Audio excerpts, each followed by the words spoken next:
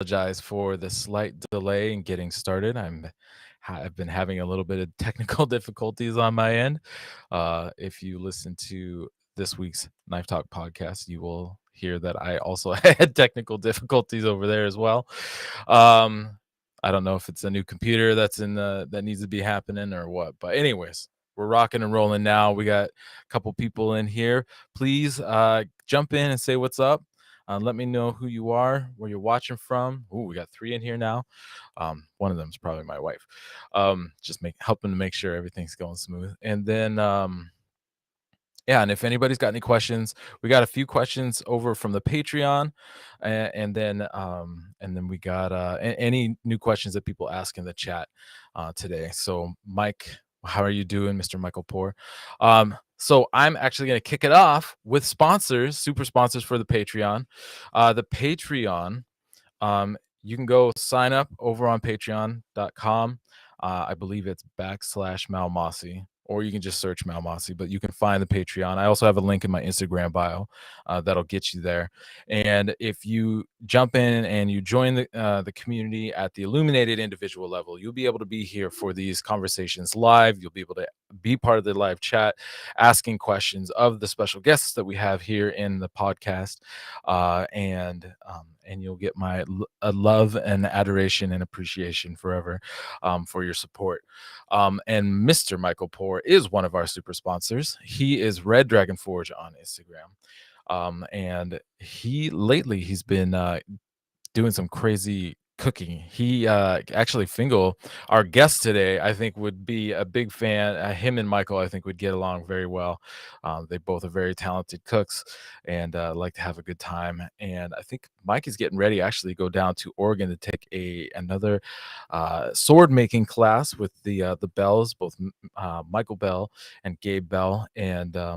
And so, anyways, go give Mike a follow over on Instagram at Red Dragon Forge. He's a great guy, and I look forward to getting together and hanging out with him, um, and uh, and uh, and eating some delicious food, because I'm trying to get a little thing put together here at my shop eventually, once I can get things cleaned up a little bit, as well as get my hammer in. I really would like to get the hammer delivered, but we'll see where that goes. We might just make it happen sooner than later.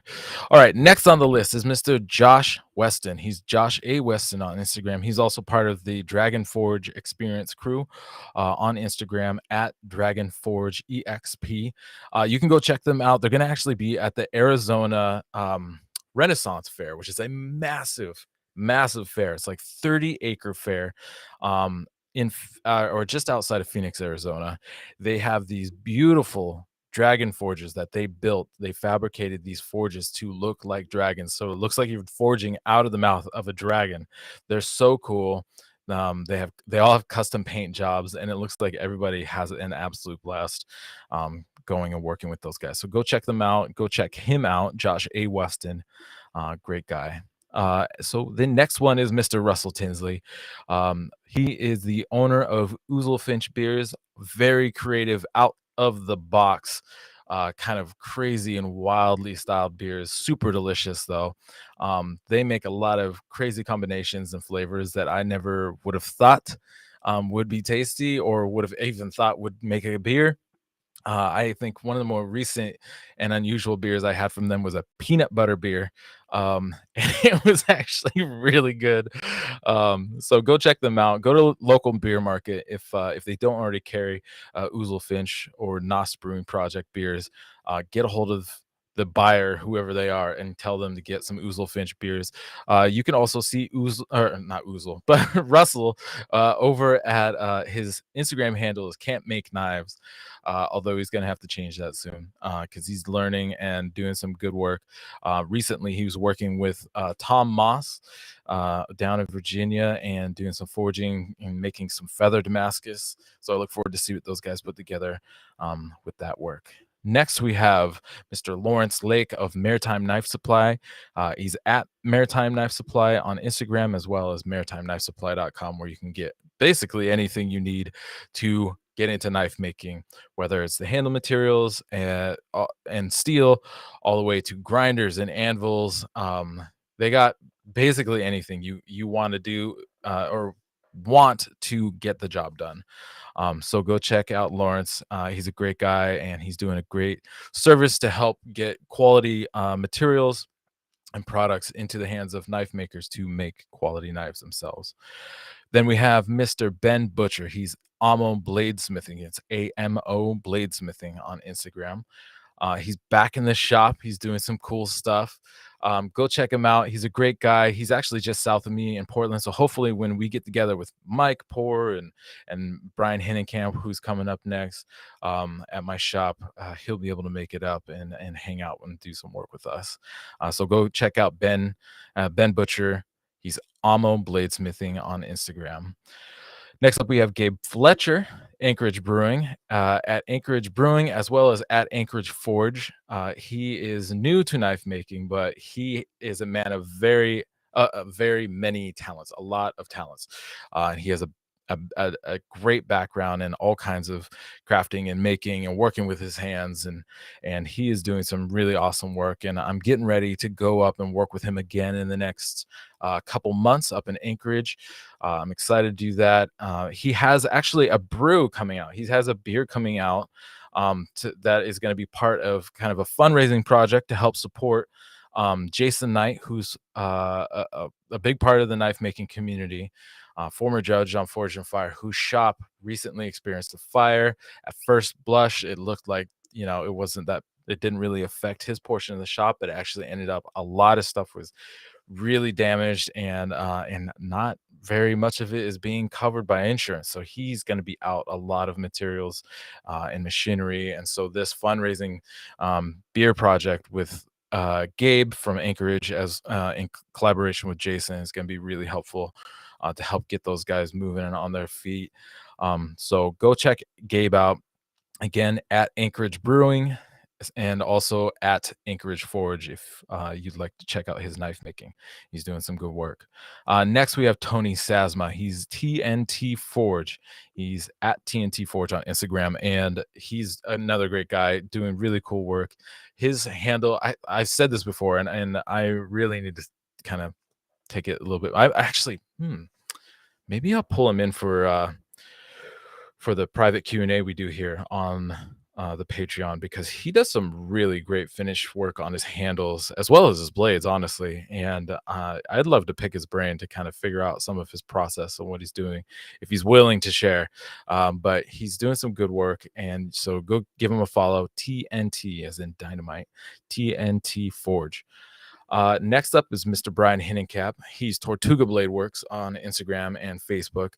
He's just a couple hours north of me. He is actually a student of Jason Knight's.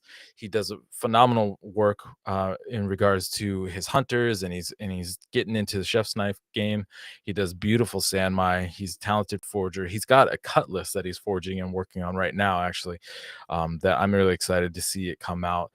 He did a post recently where he's doing some blade straightening in preparation, I believe, for final hardening and heat treat. A little tippy tap work on top of a board, which is something he and I talked about. Go check it out on his Instagram. It's doing good stuff. And then finally, we have Mr. Eric Kidwell. He's a new sponsor. He's a videographer. He is part of the knife making community. He's for a long time, for several years now, actually, at the Travis Wirtz Hammer-In in Casa Grande, Arizona. He has been filming the hammer-ins and the demonstrations at Travis's Hammer-In by all kinds of phenomenal demonstrators. I've been fortunate to meet Eric at the Hammer-In when talking about like a Damascus pattern design and Damascus finishing. But he's got footage of like Tim Hancock and Don Nguyen and many other knife makers who are extremely talented and exemplary makers whose knowledge and wisdom has helped a lot of people.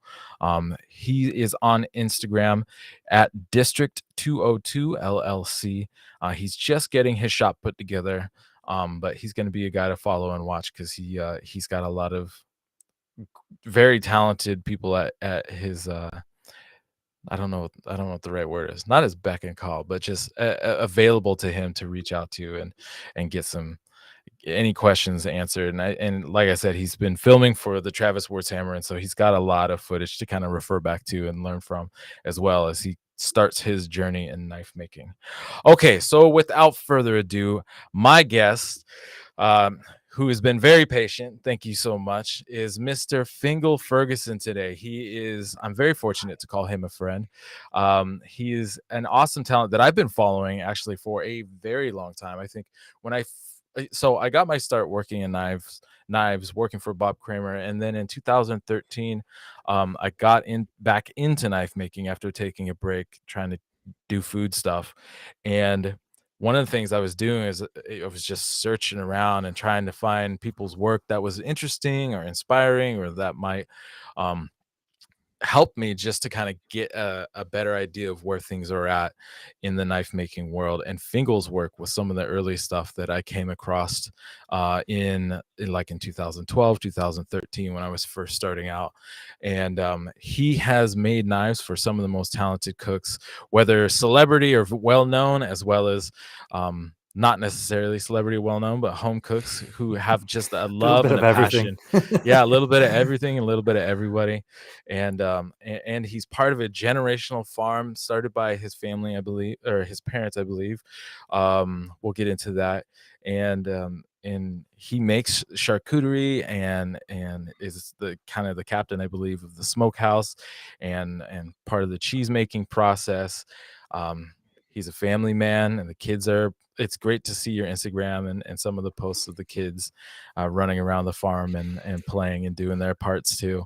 But everybody, I'd love you to join me in welcoming Fingal Ferguson. Thank you for being here and part of the Thank you for conversation. having me. Thank you for having me. Really, Yeah, really looking forward to this. I've been binge listening for the past.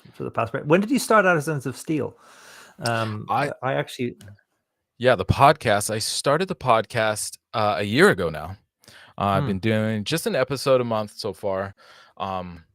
Um, just because I was trying not to overextend myself really more than anything. yeah. It's something I wanted to be able to keep up with and be consistent about. And so once a month is what I've been doing. And now there's a good backlog of a lot of really great and Hmm. very long conversations with some incredibly knowledgeable and talented makers. And It's true. There's a little bit of everything covered, and I mean, it's been a pleasure because I mean, I'm much like yourself. I'm sure it's one of those things that's your companion when you're head down in the workshop, getting into all of the jobs. It's a pleasure to listen to it. Yeah, absolutely. And I want to thank you for not only being part of this year's calendar, which is Chef's Knife, featuring all kinds of very talented chef's knife makers from around the world. You yourself hailing from Ireland, from Cork Island, but for also being in the inaugural calendar when I Yeah, first. I'm blown away by that. I mean, in both cases, I'm always been stunned, and I'm really grateful for you, including, Mm. and thank you so much for that. Well, like I said, I have really admired your work for a really long time, and I continue to admire what you're doing, and the pace that you're able to work at, as well as being part of the farm, and the work that you've done to kind of to build up awareness for yourself and the work that you do, and the connections you've Actually, do you made. And I know would love for us yeah, to we get into literally some of just that. kind of make it up as we go along. Sure, That's the sure. beautiful part about it. I think the fun thing about the knives is that they have to serve that purpose, isn't it? And I think the lucky part about the knives is if you can make them beautiful as well as them working. But you're only as good as your friends who'll tell you when they're shit. That's a good point. Having good feedback is really important, I think. I Mm, know I've been fortunate to have a lot of people. Even when I first started out, I was doing okay. I was doing pretty good, but mm. the feedback has really helped inform Yeah. the direction that I've gone, and to where and how I've gotten to where I'm at with the way I grind my blades and heat treat and everything, and how they perform. But I wanna take a step back to kind of talk about your early life. What kind of Okay. kid were you? Were you always I, were you always um very like hands-on and working with your hands? Did you have Oh, other totally. pursuits? I And think yeah, I'm what sort of was one of those early dicks. life like? Yeah. Well, I'm kind of probably one of those undiagnosed kind of dyslexic kind of type characters, but more numerical. I find that they were not my strong points, but I grew up very much surrounded by amazing people, because my parents, when I was about 3 years old, started making the cheese. My dad is like, I'm the fifth generation on the farm.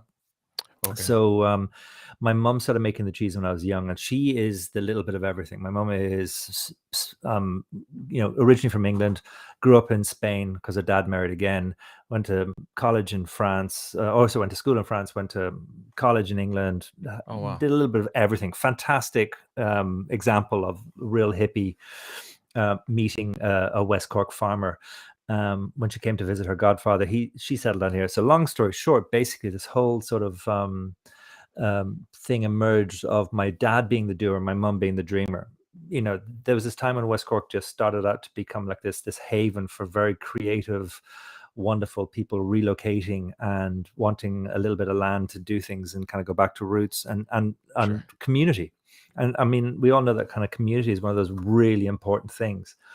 And so I kind of grew up in this wonderful hippie West Cork kind of food farm kind of background, where I suppose this boom was kicking off of artisan food.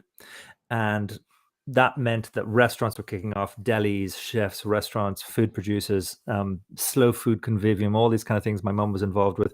So these people were constantly in and out of our house. So I always felt very inspired by these eccentric, bohemian, beautiful thinking, doing things for the love of it kind of people. And but at the same time, running around a farm, building straw bale houses and sort of Right. doing lots of illegal activities, I'm sure, that you do on a farm, like being able to drive a car and a tractor when you're sort of 5 Oh, I years got you. old. That Sure, kind of, sure. that kind of time. Well, many other things, of course, blowing shit up and all that kind of stuff. It's I definitely had a very relaxed father who encourages misbehavior, creative misbehavior, Okay. and free thinking, and get on with it, and it'll be grand is that famous Irish motto. And a mother Okay. who was, I always remember, being a hard ass in the most beautiful way, because she was the, no, hardest is probably the wrong word. I mean it more in respects that she was so committed and creative, but Mhm. in her own way, a driving force. I think Right. driving force is probably the word I want. So growing up with my two amazing sisters, Clovis and Rosie, we just grew up in West Cork. Went to boarding school in Waterford, which is a Quaker school, which is kind of quite another example of an eccentric kind of type of school. And that meant that I was away for weeks at a time to come home. And that funny thing that when you're away from home, you long for it more. So Mhm. I think that having been away from home, I always wanted to come home, which meant, I suppose, that many years later, you look back, it's like I did fall into the family business, and I kind of started making the cheese and then doing all those random jobs like butchering and curing pigs to kind of ferment and do all the sort of helping mom with pickles and whatever else, that kind of stuff. About when you have excess, don't let it go to waste. There's nothing worse than wastage. Sure. Combine that with an Irish climate that has gluts and growing things and bad winters and whatever else. Not that, but yeah. So I suppose I just found myself in this kind of wonderful, unique environment growing up. And I know how spoiled and lucky I am for that. And I think that much of that revolves around food. And I find that there's a yin and yang in my life. There's either getting covered in shit on the farm, getting up to your gunnels, mucking at pigs and pens, Right. and having to clean yourself and then go and make food in a very sterile, clean environment. And I think that is a grounding thing. And I mean, I'm always going to be a fan of yin and yang. You have to balance things Sure. out. There's goods and bads, there's ups and downs, there's backs and forths. And I think that thing. So I'm a man of many skills and master of none. And I think that to skip all the way ahead of sort of the food and the curing and the salamis and how all those things happened, the tool of the trade was the knife. And a wonderful Right. gentleman called Rory Connor lived half an hour down the road, who's one of Ireland's original knife makers. Oh wow. He trained with Bob Lovelace, Okay. and came back here, and he was a guy I had on a pedestal. As if I wanted to make something special as a present for somebody, you got in touch with Rory and you got him to make something.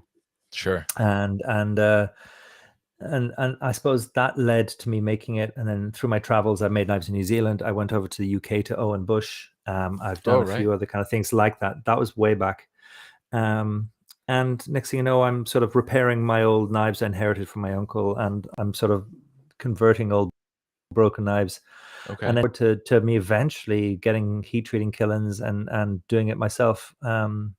After the whole bypass that process of kind of putting handles on things that I wasn't making, I kind of Sure. came at it that way around until probably about 15 or so years ago. I suppose I probably just started delving into the heat treating and that side of things. And a trip back from New York with my now wife, I met Joel in from Cut Brooklyn, Oh, sure. and Berkowitz. that was, yeah, a truly inspirational character as well. And all of these kind of summed up to me thinking that knife making was a wonderful hobby, a wonderful thing in the background. Make the tool of the trade. If you're a writer, you should own a really nice pen. If you're into food, you Sure. should know more about knives.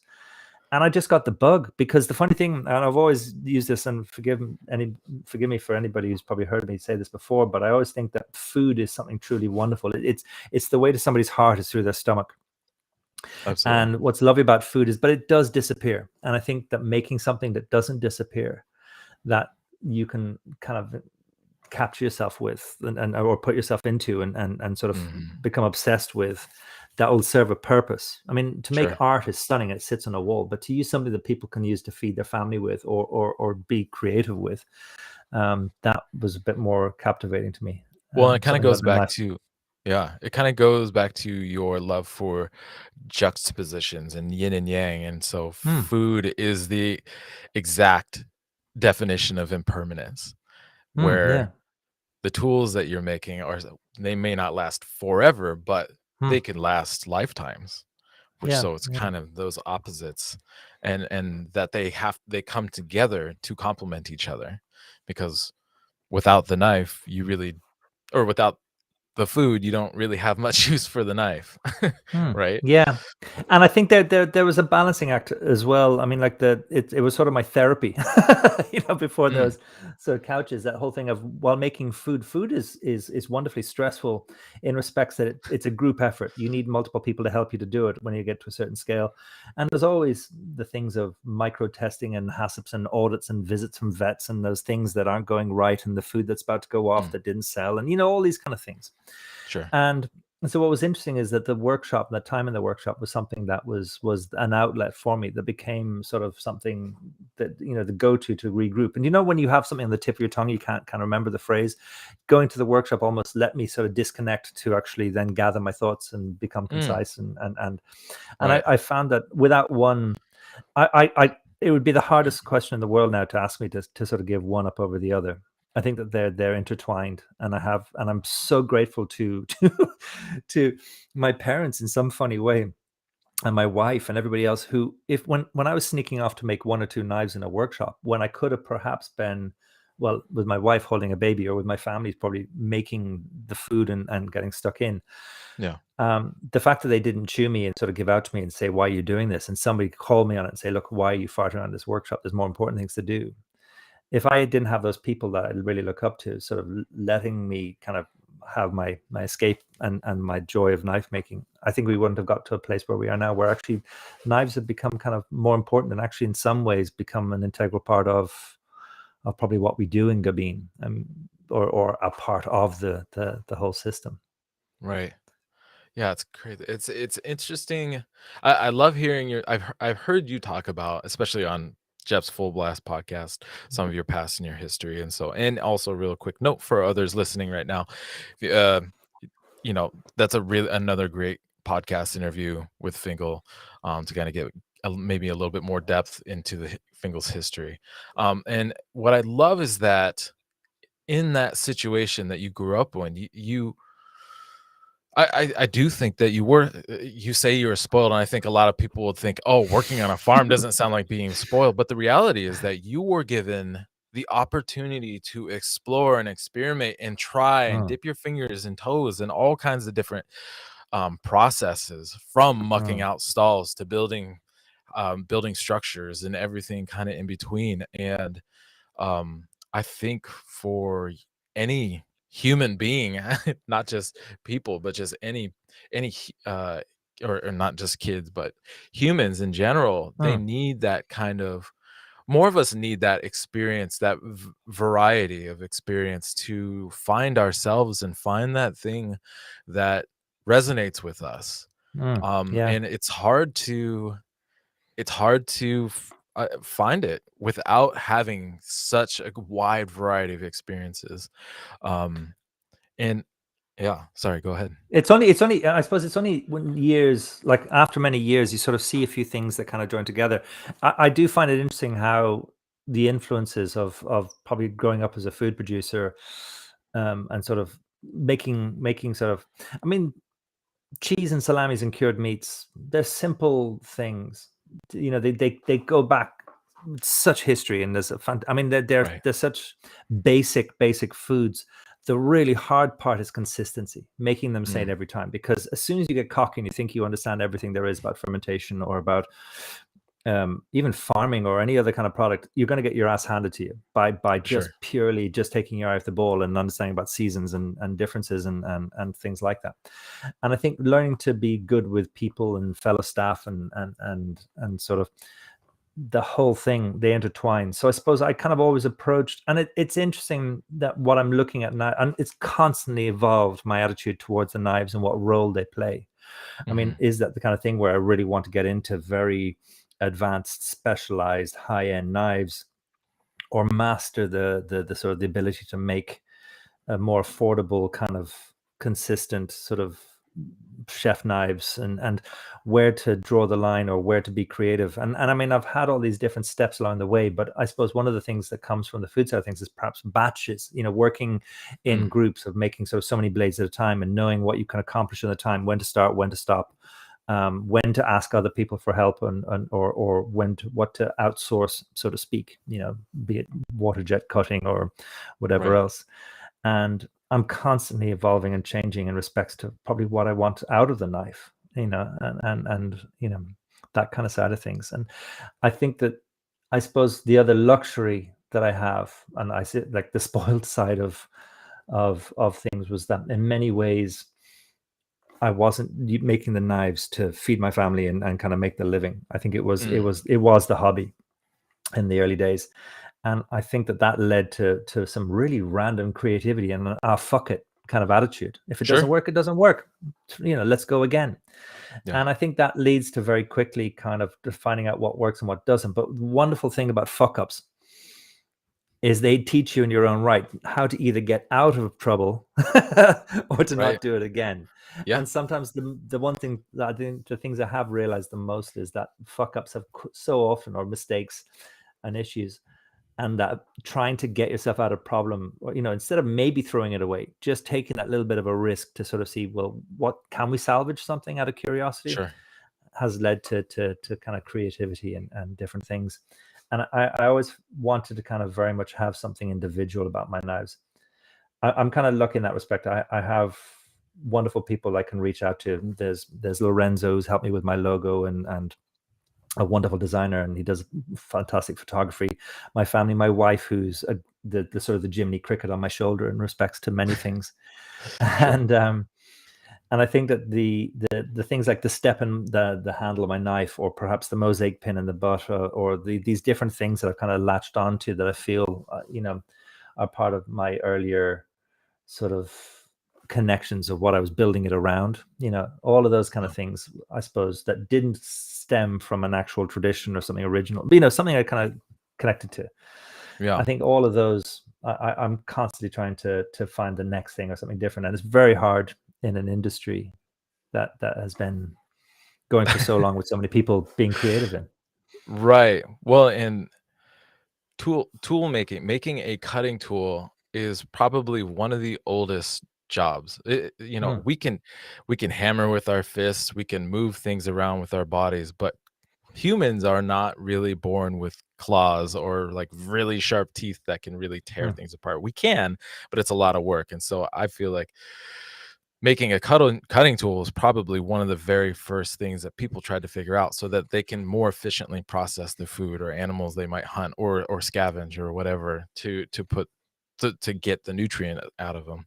And mm. so yeah, I agree. It is a tool that's been around for a long time, and especially in the last that's even just in the last 10 years, but last 20 years, we'll say. There have been so many people making culinary knives, of course, going back to like Bob Kramer and Mm. and Bill Burke and Michael Rader and some of those early pioneers, Devin Thomas, who are really elevating custom made culinary knives to a high level that has created a path for so many of us to follow now, Mm. and created a level of respect for that particular knife that so many of us are able to make a living from it. Yeah, I agree. The challenge, there's still a constant challenge to try to figure out how to innovate or design in a way that's functional, but calls to your style. And I think you've really done a great job of establishing your own style. I feel like I very easily from across the room could see a knife that is your knife, without knowing it's your knife, and know that it's your Oh, knife. thank you, If that thank you. makes any Yeah. sense. Oh, totally. I kind of would probably dart and chop and change. I remember I've given so many things a go. I've tried so many different Sure. steels. And some of this is out of curiosity. I still feel like I'm constantly learning, Right. and I want to learn. So I mean, I'll always try the new steel, the new kit on the block, the new handle material. Right. There'll always be so much experimentation, and I think that that's part of the adventure. And I think for social media and everything else like that, it's also part of the whole process of keeping things exciting and entertainment, which is probably part of that, making a connection with our customers. And I think that really for our industry, or for the artisan, or for the handmade knife thing, I think that's more important than ever nowadays, is to actually have that Absolutely. connection with your customers. um or and yeah, so I think as long as it's, I mean, I definitely would jump out of bed if I know I'm gonna go straight to making knives, and the project, that new thing that I'm giving a go to is such a Sure. driving force. And it is amazing how there's constantly something to look forward to, and I still haven't even scratched into the world of Damascus yet. Sure. I think I'm really looking forward to that day that I actually will expand the workshop and get into actually forging my own Damascus. I mean, at the moment, I'm definitely, perhaps if anything, just playing around with sumanagashis, and I source in a lot of the perhaps the likes of Steel and these Right. amazing products that you can buy in. But I'm sort of partly afraid as well of that rabbit hole. you know, Yeah, that it can be a sickness. I mean, for all I know, a and all you beautiful, beautiful sickness. yeah, Yes. beautiful sickness. You could try it and be like, "Oh, this sucks. This is a lot of work just to make some patterning, and my time is better spent, but elsewhere." But it is for me. It's definitely been a rabbit hole and a No, sickness in a I way. think well, to just jump in there, I think you have to get past that whole period of just making random Damascus to actually get in, Sure. and just learning what you do before you even get into the place where you and so many others of the Artisans of Steel kind of are, where actually it's gone through a point where it's actually fascinating and what's the word, like inspiring, when you actually, the Mhm. creativity and the element of what you're doing is actually something that's fascinating. And I think that's probably the thing.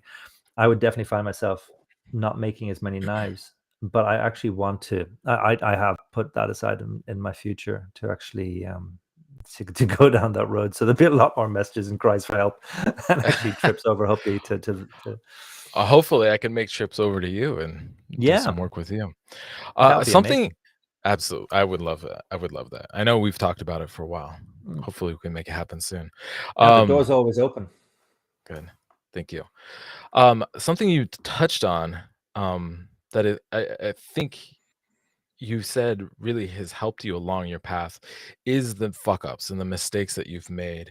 And I'd love that you brought that up, because I think for a lot of people, and a lot of what is shown through social media is the beautiful finished products, and all this what seems to be perfection um through various networks of Instagram and Facebook and YouTube videos and stuff like that. But the reality is that a lot of mistakes are made.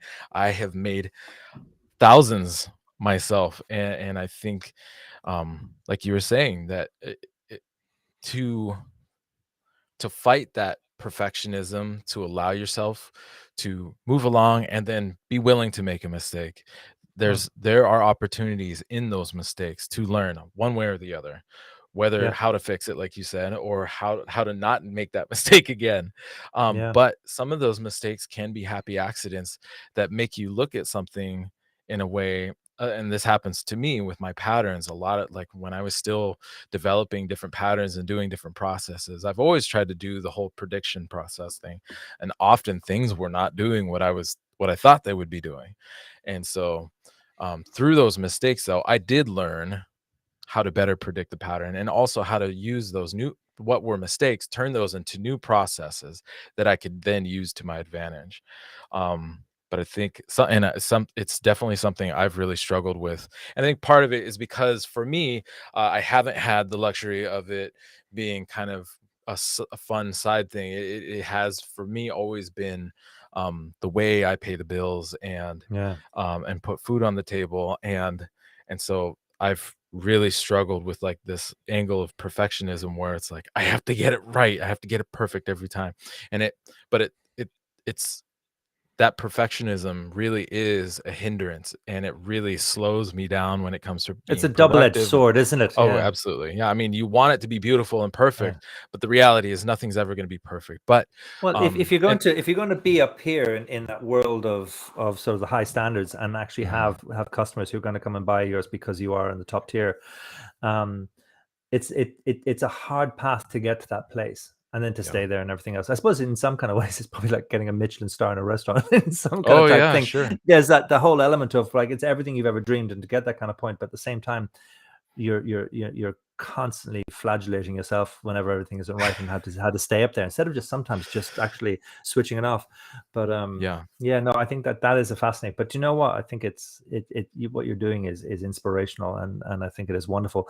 But that what I love to see now is what you're also doing in your sort of education, on your information sharing, and your work with like Montana Knife Yeah. Works and these kind of things. Right. I think that actually brings a joy as well, doesn't it, to the whole equation, and a side shoot, or I suppose income, or part of the job that actually expands out as you kind of go.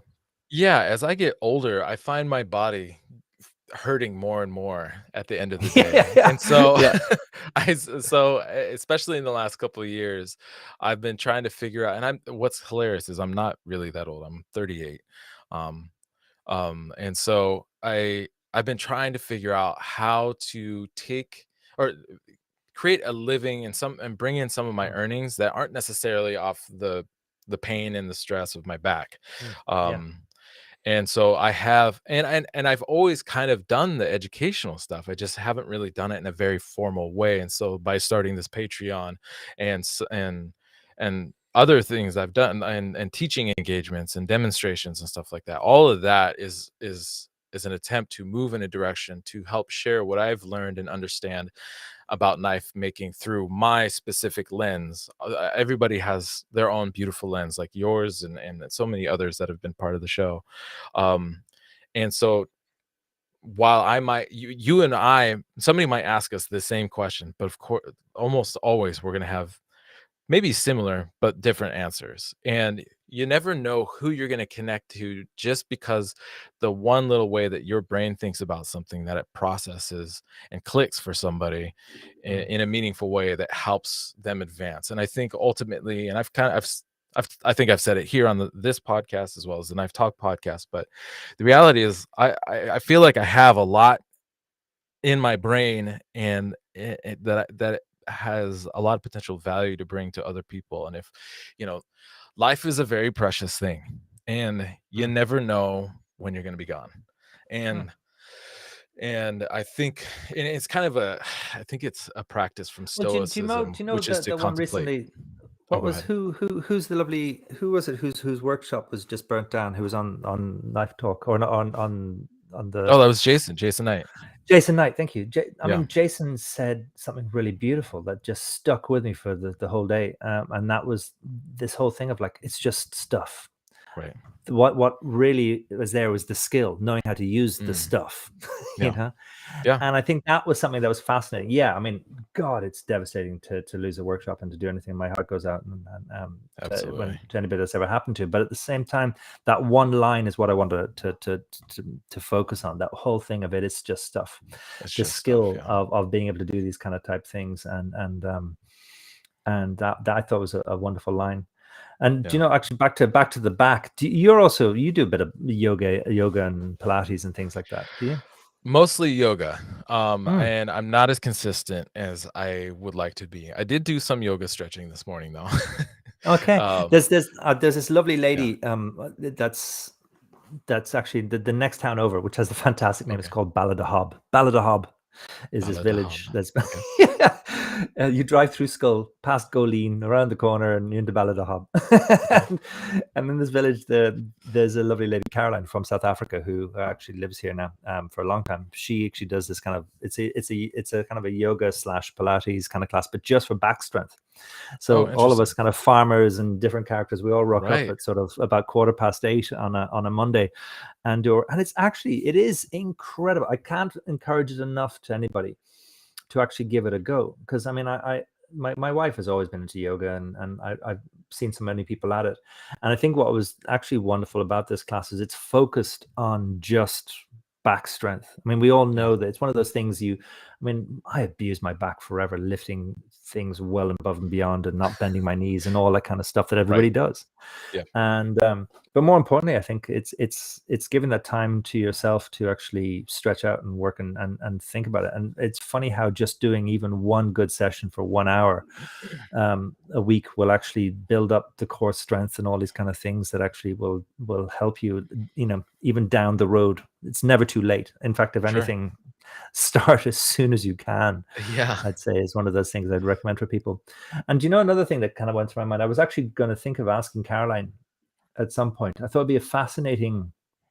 It might be even something actually you could probably do with Artisans of Steel. Get in touch with a physio or even one of these kind of people, or, Mm, or and do a sort of thing where actually you went through a workshop and sort of like, what height should your machines be at? The tables that you work mm, out, right. postures and positions. It's funny, it's those little things under your nose.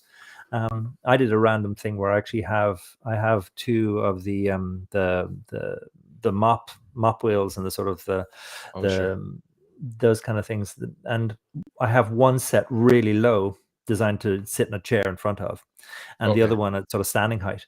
And I kind of found that I actually dart between the two, and it's sort of like a little exercise. I'm bending over and sort of in one position to kind of go up, and that movement almost is Yeah, something. And I think it'd be kind of interesting to sort of see a psychologist's attitude towards a workspace, especially when there's jobs that you're standing in front of one machine for hours on end. It makes such a difference to see that literally where your hands, your shoulders, your neck, your back, and everything should actually be. Should you bend your knees slightly as opposed to locking them in? There's all these little things that sure. actually that really are an education in themselves.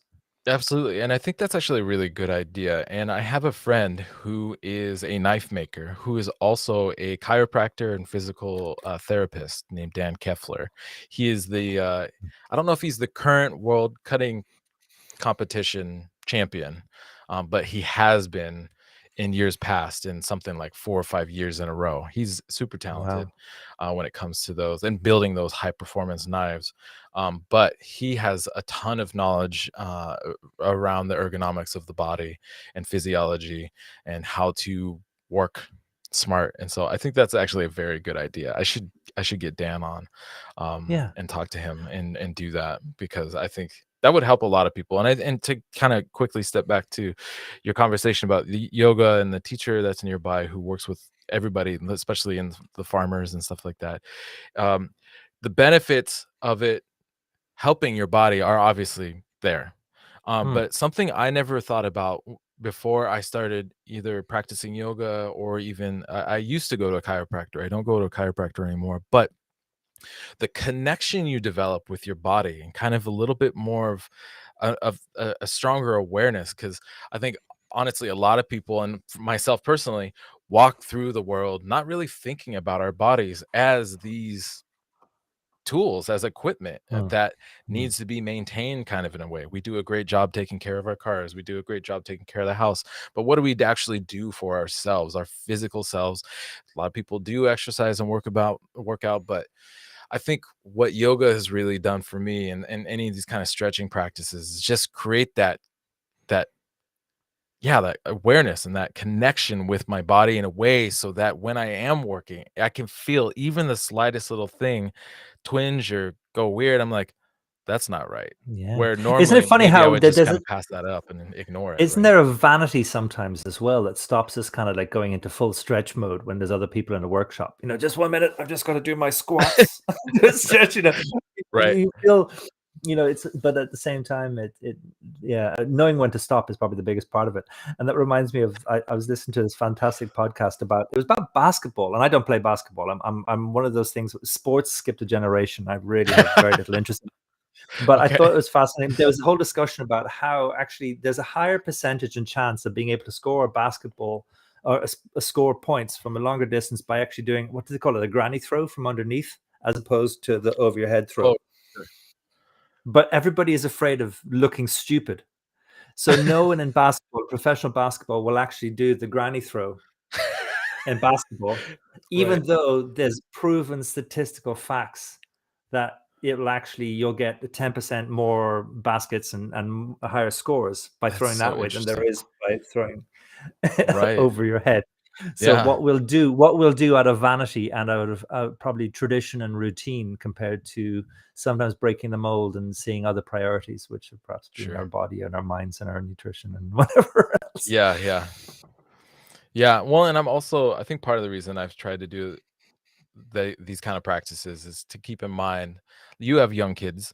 I Mm, have a 6-year-old myself, and so also trying to think that if I'm going to keep doing this work for another 20, 30 years, um, but also still be able to have a healthy body so that I can run around and play games and catch and or kick the soccer ball around or whatever with my son, go on hikes even. I need to do a good job of taking care of my body so that it is capable of continuing to do that kind of physical activity, in yeah. addition to being able to do this work that helps earn me a living. Yeah, no, I think I couldn't agree with that more. Although after many years of kids, I'm now like, I couldn't be bothered to do it anymore. It's like, come on, run, chase me, dad. It's like, no, no, no. I'm afraid I don't. I feel bad now at this stage, but at the same time, it's like, enough is enough. How old is your If there's other oldest? ways. Oh, he's 13. He's 13, 13. Okay, and and your yeah. So I've youngest still got is more to go. Yeah, my youngest is 4, and she's the okay. girl. So I've got 4 boys and a girl, and she's the hard ass. She's the one who's entertaining me the most in respects. Like 10 years of boys did not prepare me for her. Okay. And I think that, and it is brilliant. I could say enough. I Yeah, love kids, and I want to always be the dad that totally engages and gets stuck in, and let's do something mad, and let's talk mano a mano or person to person, and you know be on the same level. But right. yeah, I've definitely said no to things I don't want to. I don't want to play fetch or catch or whatever, or if I don't want to. But it's so much more important to probably encourage them to be creative. So yeah, Yeah, I've definitely gotten lazy. I have really gotten lazy in the last few years, I've noticed, and I have to kick my own ass. That's something I would wish to change for myself. right.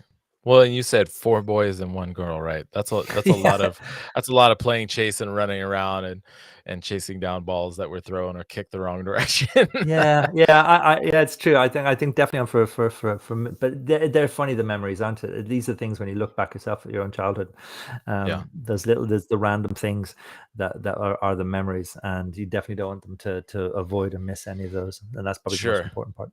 Yeah, well, and what I think what's good about having siblings is I grew up with I'm the oldest of 3. I have a younger brother Hmm. and a younger sister yet. And and it was good to have them to also do those things with. Obviously, you want the quality time with the parents, but parents do get busy or parents need a break, and so it's good that the Hmm. siblings are there to, especially with such an age gap, that hopefully your oldest can kind of maybe pick up in that area Oh where yeah, you would yeah. normally go running around and chasing her. He'll do that maybe from time to time to help keep her I know occupied and we're busy. blessed that we're kind of on the sort of this. There's so many family kind of around us, and we have that community here. Yeah, yeah. Right. The Gubbeen commune is strong. The good being, yeah. um So I want to step back. So you did a lot of work on the farm. You became part of the process on the farm. Mm. I just want to kind of get an idea of age or timeline. First off, yeah, when did you first start dabbling, like how old were you when you first started dabbling with knives? But I guess actually another question I wanted to ask before that in Hmm. regards to the various aspects of farm life. Yeah. You, like you said, you had your hands in all kinds of different processes and jobs around the farm. Mm. What was one of the things that really resonated with you through all of the different experiences that you really grabbed onto? I mean, is it what you're doing now at the smokehouse and the meats, or was it something else? Or, yeah, I think that diversity is probably one of the more important things that's helped us through time. I mean, the thing is, we do so many different things that it's stupidly hard work. I mean, we're yeah, blessed that our farm that we have is of a certain size that's very logical. You know, we milk about 140 cows all year round. So there's about 250 cows on the farm. You know, oh wow, so the dairy farm is always the backbone. So that much milk is for a long time now. Since I was, like I said, I suppose the cheese has probably gotten quite momentum. It was like one of Ireland's first three artisan farmhouse cheeses: Milleen's, Doris, and Gubbeen. mm, So I think what's interesting about that is that this equation of the amount of milk we produce fills the curing, like the milk vats that kind of that we can make in one day, that fills the curing rooms, that takes the 3 to 4 weeks to age. So we have these old traditional buildings that actually sort of we can't really expand on in some kind of ways. Like it's okay, not like we can build another section. There's this perfect circle. There's about 20 steps, or being more realistic, about 12 or 13 steps to making cheese. So, in some kind of ways, when you have these old buildings, you're kind of tied into a logic loop of what you can pull off and do. So if we overload our curing rooms, we don't make, the cheese gets affected. mm, So I think the cheese has become this lovely balance, of this thing. Like let's just do this one thing and do it really well. And we're not looking for growth. We're not looking to sort of build on sure, extensions, take more people and grow. We just want to do what we do really well. And if anything, do it better. And now probably in our attitudes, do it more ethically and right, pass it on to the next generation better than we got it ourselves. So the cheese is mm, beautiful because in some kind of ways, it's a very honest product of milk, starters and rennet and salt in really good skill, making this a fantastic product that kind of goes back to it's one of the originals of the food world in some kind of way. sure, And then the curing and the meat side of things came from just being obsessed with some quite a carnivorous family. When you're on a hmm, farm, meat and two veg is the backbone of the Irish kind of staple. sure, So I think my grandfather, like I said, on my mum's side, was based in Spain, and I fell in love with the I suppose the way you feel in Spain. That if you go and leave wet, dreary West Cork on a bad, dark winter's day and fly out to Spain and it's sunny and warm, and you sit around a table where everybody talks over each other at 1,000 miles an hour, and there's enthusiasm and big smells and big flavors and chili and garlic, and there's just people pinching your cheeks and thrusting your heads into bosoms and just emotion everywhere. You can't help but fall in love with the Latin feel of things. sure, And this just instantly captivated me because I come from this very loving family that just was just all about that. hmm, And so I think that the meat curing and everything kind of came from, and the experimentation came from this connection of being European, like I said, my mum's side, right, but also having this Irish side, my dad. So salamis and cheese and the kind of continental kind of side of food. So they're all intertwined. I mean, bread, wine, cheese, salamis, even the silage on our farm that we use to feed our animals. These are all fermentations. mm, And to make these things happen comes from a huge element of like, fuck it, I'm going to give it a go. Even if it doesn't yeah, work, it's just part of the adventure. And all these things kind of snowball. And once you have one good thing up and running, it's so much easier to just branch off and do different things. You have your contacts in place. You have your labeling guy. You have your person who can help you with HACCP. You have the guy who can help you source a machine, build a shed, change the whatever. You get your network in place. And I think we got to a point a while ago where actually like there's almost too many things going. How do we simplify? mm, So back, I suppose, to your question about having all this huge range of Gubbeen products. I mean, if you go to the farmers market stall, in like that we'd have here in West Cork that we visit, there's all the cheeses we make, the eggs in the farm, the salads, the greens from my sister's side, the drinks that she makes, the sausage, salami, cured meats, bacon, ham, hot smoke products, so there's little, small, medium, large portions and varieties and sliced and Right. whole, so there is a lot of things there. And in many ways there's a crystal ball, because the wonderful thing about a lot of these products is they have a longer shelf life in some ways. Sure. Salami is designed to last for ages, and cheeses and stuff as well, but knowing what will run out and when to make and what not to do. So we found that with COVID, for example, and these kind of things, that when your life changes drastically very quickly, to not be able to change on your feet and to look at perhaps online sales or what's important, at how to stop and grow and deviate, So yeah, I don't know if I'm kind of going on a complete spiral you're of great. madness and kind of explaining, but I think the whole idea of what I'm kind of getting at is that there's a little bit of everything going on the food side of things. And the knives over the past few years, luckily, was one of those things that after so much experimenting, that actually, let's just say I started to turn a buck or two. I actually started to actually kind of make some money from knives, purely because I suppose all those years of actually investing back into it, you find yourself after a while having a big collection of burlwoods and sheets of metal leaning against the wall, and you bought all your machines and your heat treating kilns, and you've subconsciously been probably stockpiling all these kind of things, and you probably stopped so much fuck ups and actually started making batches of blades that are actually working. Next thing you know, the money isn't kind of disappearing, and you're kind of like, okay, thanks to the way things are kind of going, what's the next investment? And now at the point, I'm actually kind of, I was hoping to build a new workshop, because my workshop is tiny, but I kind of like that. I was kind of cozy in my own madness. It's a workshop I Sure. don't have to give a shit about. Water can go on the floor. There literally will be piglets running through the place, and you can Right. hear the calves in the background. It's a tin roof and it's freezing in winter, but we're going to convert another building, as opposed to building a new workshop that's on Okay. the farm.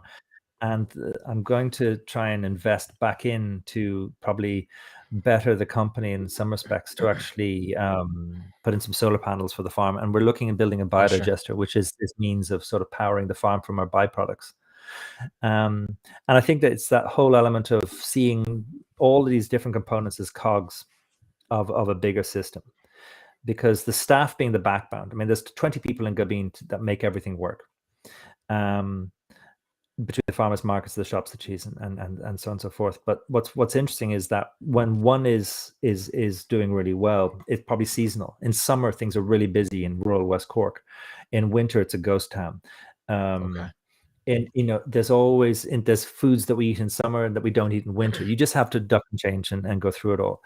And I Sure. think the workshop going over the years means that we've actually been able to fix so many things and machines, because I mean, even having the toys and stuff available to us that I kind of work with have come to the rescue, and so often trying to fix a sausage machine. Sure. It's random. And I kind of like this chaos. This just literally the man of many skills is just totally kind of grown Yeah. into this kind of group of us all, kind of just keeping the whole ball rolling.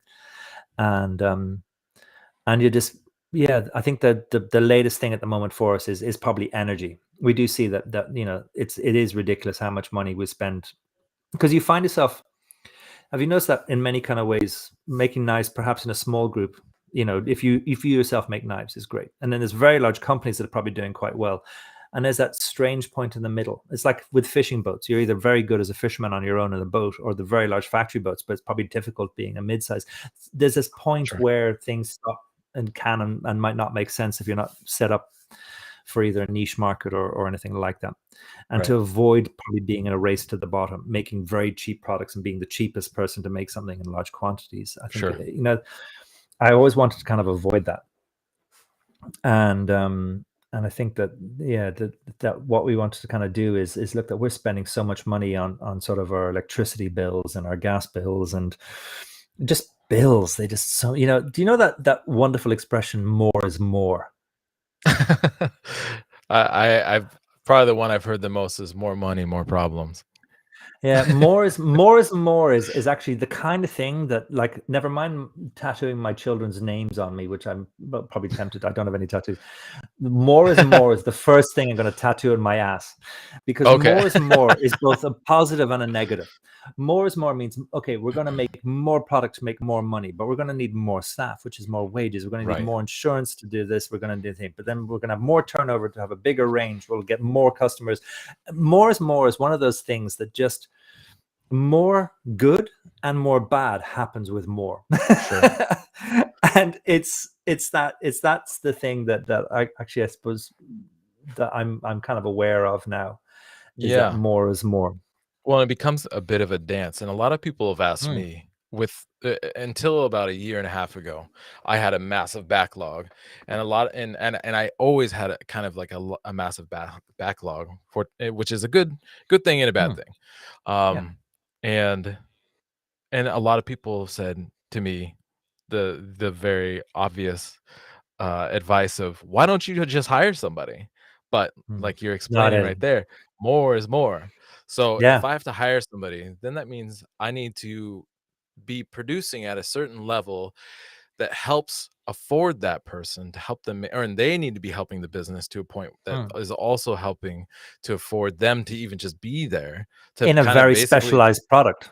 Yes, and paying for themselves, and then I'll Mm. need more equipment. There's gonna be extra insurance involved and other taxes and fees that go along with having an employee, and then at the same time, so it's like, sure, I could bring somebody in, but then that means I have to scale up the production even more just to account for that person. Mm, And yeah. I used to have this idea. My brother-in-law works for this great company called Nash Guitars. They have it's small, um, but it's quote unquote like I would say it's like mid-size. It's got 10 people I think working there, producing Mm, these gorgeous guitars. They're some of the best apparently in the world. Um, and they have a, like kind of an assembly line set up, and they've built up to where they have enough demand for their work that they can then systematize the various processes and plug people into different places or get them along a gradual learning curve to learn, start at the very bottom and learn, work their way up kind of process. And they're doing great, and so I've see that as a model. Like I have no interest in a giant business, but I think it would be really. I still have this fantasy in my head that it would be great to have maybe 3 or 4 people in the shop with me, kind of like what mm. Blend and Forge has going on. Yeah. Well, they're busting Oh, ass and they're you making have to great call work. in there on your road trip. Oh yeah, I would love to go there and visit those The guys. wonderful guys, actually. And but like you're saying, more is more. So now you got 4 people. That's another 4 salaries that your business has to be earning enough money to be able to do. And so I realized like I don't know if that is a reality for me. And also I don't know how I would actually do managing people. Mm. That's a whole nother aspect of That's it an that interesting I point don't of it. I really think take into one of the consideration. things that, and to tie into probably what you're saying, that there's interesting things that make the head kind of go around.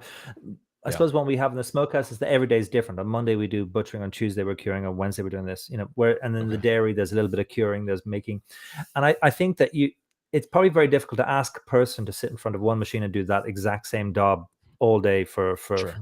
5 days a week or 6 or whatever it is. Yeah. And I think there's interesting aspects, like, is it Mitsubishi or one of these kind of car companies that actually has an employee who starts off with the beginning of the car and follows that same car the whole way through to the end, through different aspects of it, Oh, I don't know.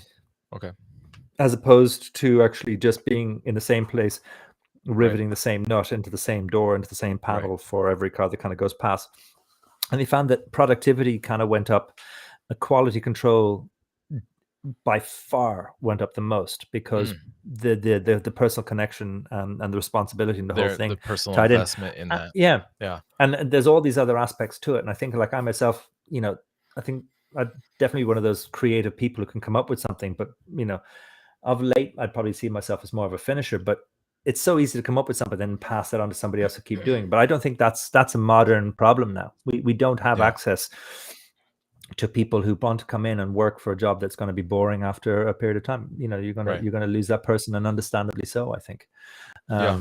So I suppose that element of creativity and inspiration, I wish that for anybody coming to work for us now. And also I think that's probably what I suppose we ourselves want to probably make products as well of a certain characteristic that are specialized. Yeah. as well. And I think that leads to perhaps finding staff that are harder to find, in on a skill set and a connectivity that you actually can spend Sure. that time within a workshop. Another great thing Right. about the workshops is finding somebody that you can work with where you can't hear them or talk to them for an entire day. When you have Right. your headphones and everything else. There's a lot of people. There's been about 4 or 5 people who've kind of spent time with me at the workshop.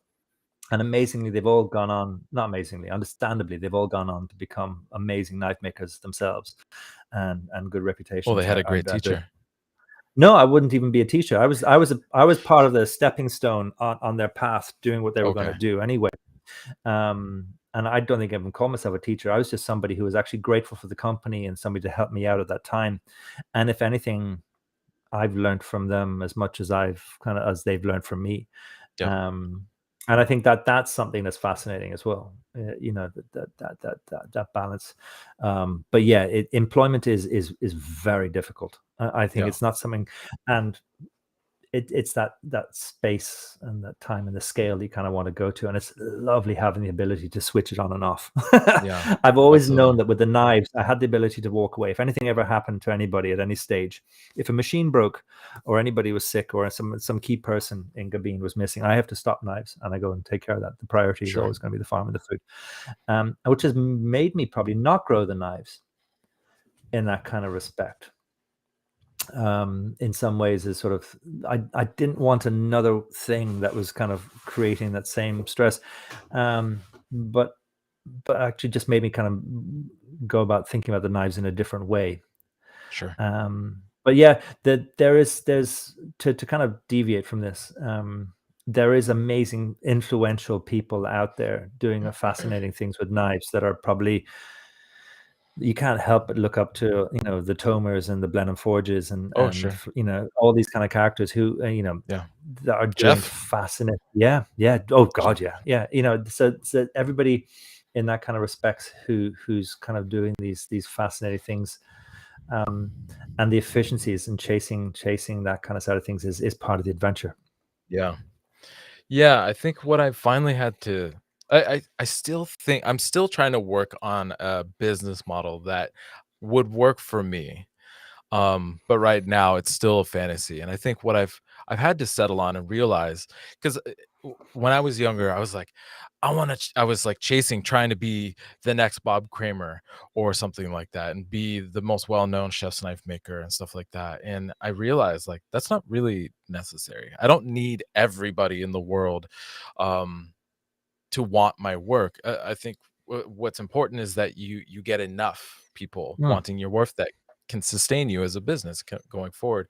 And that's where I've kind of settled on. I don't need to make hundreds of thousands or millions of dollars. I think actually, honestly, right now, as I understand myself, as I've started to learn and get to know myself more, through running a business and operating a business and trying to be my own kind of taskmaster and boss, is mm, that less is actually more for me. And which is why I've started to diversify too the way that I'm making my income, through doing educational stuff through the Patreon, and also through, like I said, teaching and demonstrating engagements, is so that I am mixing it up for myself. And I'm still making a living, but I'm comfortable. I realize like mm.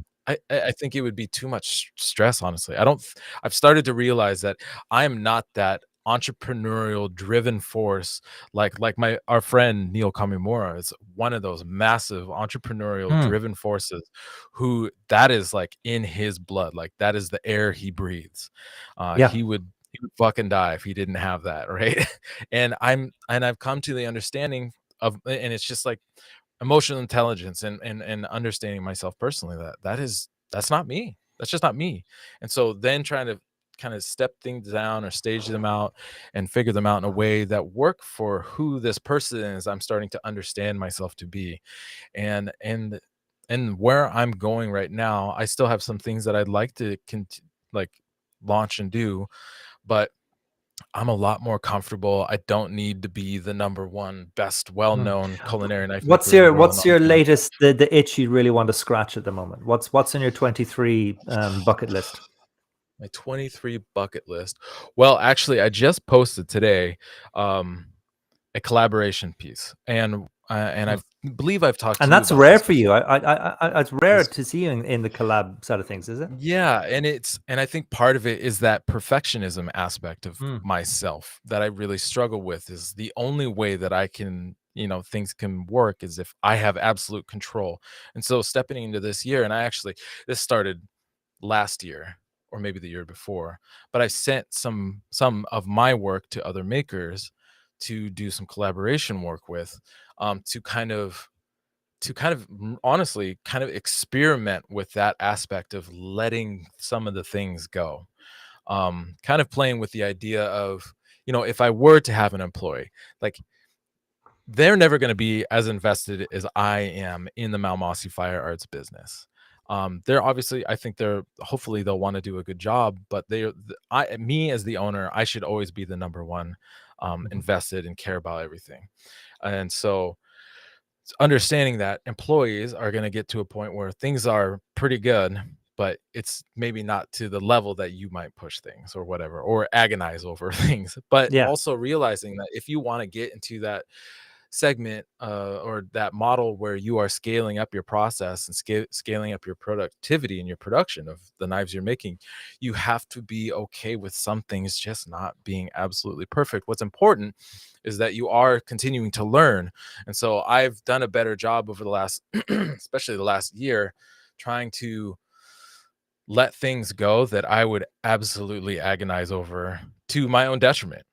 Mm. um and so and yeah, and so, it's been part of that process for me. That was actually something you mentioned there. I don't know if I want to come back to your bucket list, but one of the things Sure. that was interesting. There's a good friend who's a chef in the UK, and he asked me to. I mean, it came up about making knives for him, and I said no. I mean, I can't make enough for myself and that kind of side of things. But Sure. I was there were people contacting me, and you develop contacts over time, um, to actually say maybe we could have this sourced for you over in the UK. Okay. Um, and so, I mean, Ireland and the UK has become, we were totally neighbors and on top of each other until Brexit happened. And less, it doesn't make things as easy nowadays. Still doable, but it's different. But what Yeah. I'm kind of getting to was that the interesting part of this was that there's larger knife companies in the UK. I mean, Sheffield, who a city that has this reputation, Yeah. as being a home of great steel and everything kind of like that. There are companies there that would probably do very basic cutlery and also what you have nowadays, and what I find kind of interesting is that there's multiple facets to probably making knives commercially. Your sort Sure. of water jet cutting, your grinding, your CNC, your handles, your fixings and components, the assembly and the finishing, and then there's the design, the marketing, the branding, the boxing, Right. all of these things very rarely are under one roof. I mean, in some places you have the likes of Thiers in France, where they're all probably just sharing the same IDA center, the same business park, Sure. but they're all individual businesses in one kind of area. Right. So what was fascinating was to actually trying to say, look, I am actually quite curious in perhaps helping you design something, but not making it. And Right. that was what the reason why I'm bringing this up was what it taught me was something to perhaps see where we can shine out as individual artisans controlling the product entirely ourselves. Mhm. What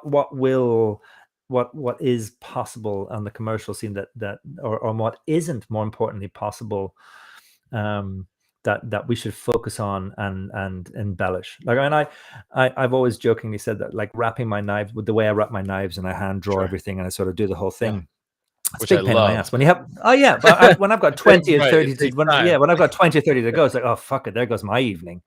And Right. you're sort of like, it's 1 o'clock in the morning. I'd rather go to bed, but I still have to finish these and I'll get them out in the morning, and you push yourself to get it over the line. But if I didn't do that, that whole layer upon layer of the wrapping and the unwrapping and the personal connection of something, Right. and if I literally had if I had some plastic box made that just kind of vacuum, what do they call those sort of suction plastic things that you just pop it Sure. out of, you know, if I did something like that, it would be robbing some part of the personal connection between Right. the sort of that experience, the unwrapping, the retail therapy, so to speak, of Sure. the customer getting the product and that personal connection. So that is something that I'll never get rid of, or just at least improve on Mhm. while I still can.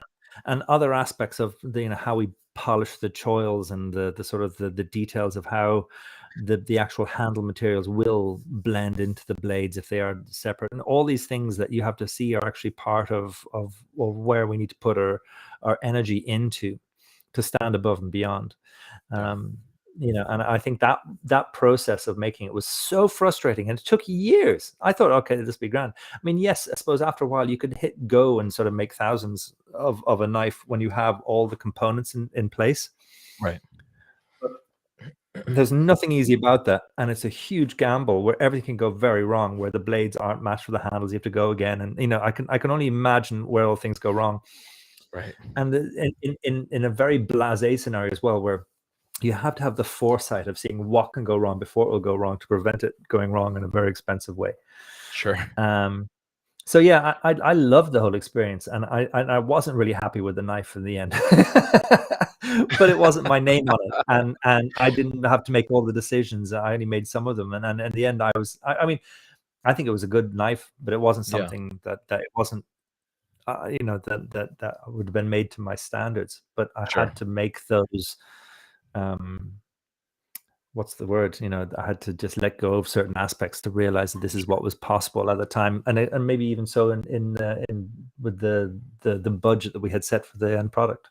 Yeah. So yeah, that was an interesting experience overall, and definitely something to sort of I'd recommend to anybody at some kind of point is if they're into that kind of side of things. But you do probably, it's a lot less stressful in some kind of ways to actually control so many of the things yourself. Right. Yeah, and I'll get back to answering the bucket list question Please do. eventually. But oh shit, there is an aspect. Oh, the packaging that you create, that user experience. So the product shows up to the person, and it's like you're kind of like it's somewhat like foreplay. You're slowly undressing this thing, Yes. and what you draw. And I mean, that's it. You're creating a foreplay experience leading up to this person holding this beautiful, your time, effort, energy, thought, and creativity in their hands. But in between, there's all these little intimate parts of untying the string and taking the string off and their layers. I love that the way you draw the things, and I can see and I can imagine exactly how that is a pain in the ass. But I see it as almost like a love letter from you, not necessarily to the end customer, but to the knife, almost in a way, is like I'm sending you out Well, into the world. it was a funny story was that actually I bought an art kit for my wife. So my wife is she's a brainiac. She's smart in so many ways. It's intimidating. I love her. Sure. But when she moved to West Cork, I felt guilty because she was living in London. She's from Dublin. She studied in Trinity in Oxford and was about to go to Okay. New York before she fell in love with a hick in West Cork. Kind of stuff. And I felt, and so what I thought was like, oh well, how will she entertain herself? And in the early days, I bought her this art kit, was this sort of an easel and all the paints and the brushes and the whole thing, and the canvas. Kind of thinking, it was just one of those random sort of purchases. I think it was probably in the middle row of Aldi or Lidl, which is one of those shopping experiences we have here. And actually, I remember years later, it was untouched and there was cobwebs growing on it. And I was making knives at this stage, and somebody came to visit, and they said, and I gave a knife as a present to somebody.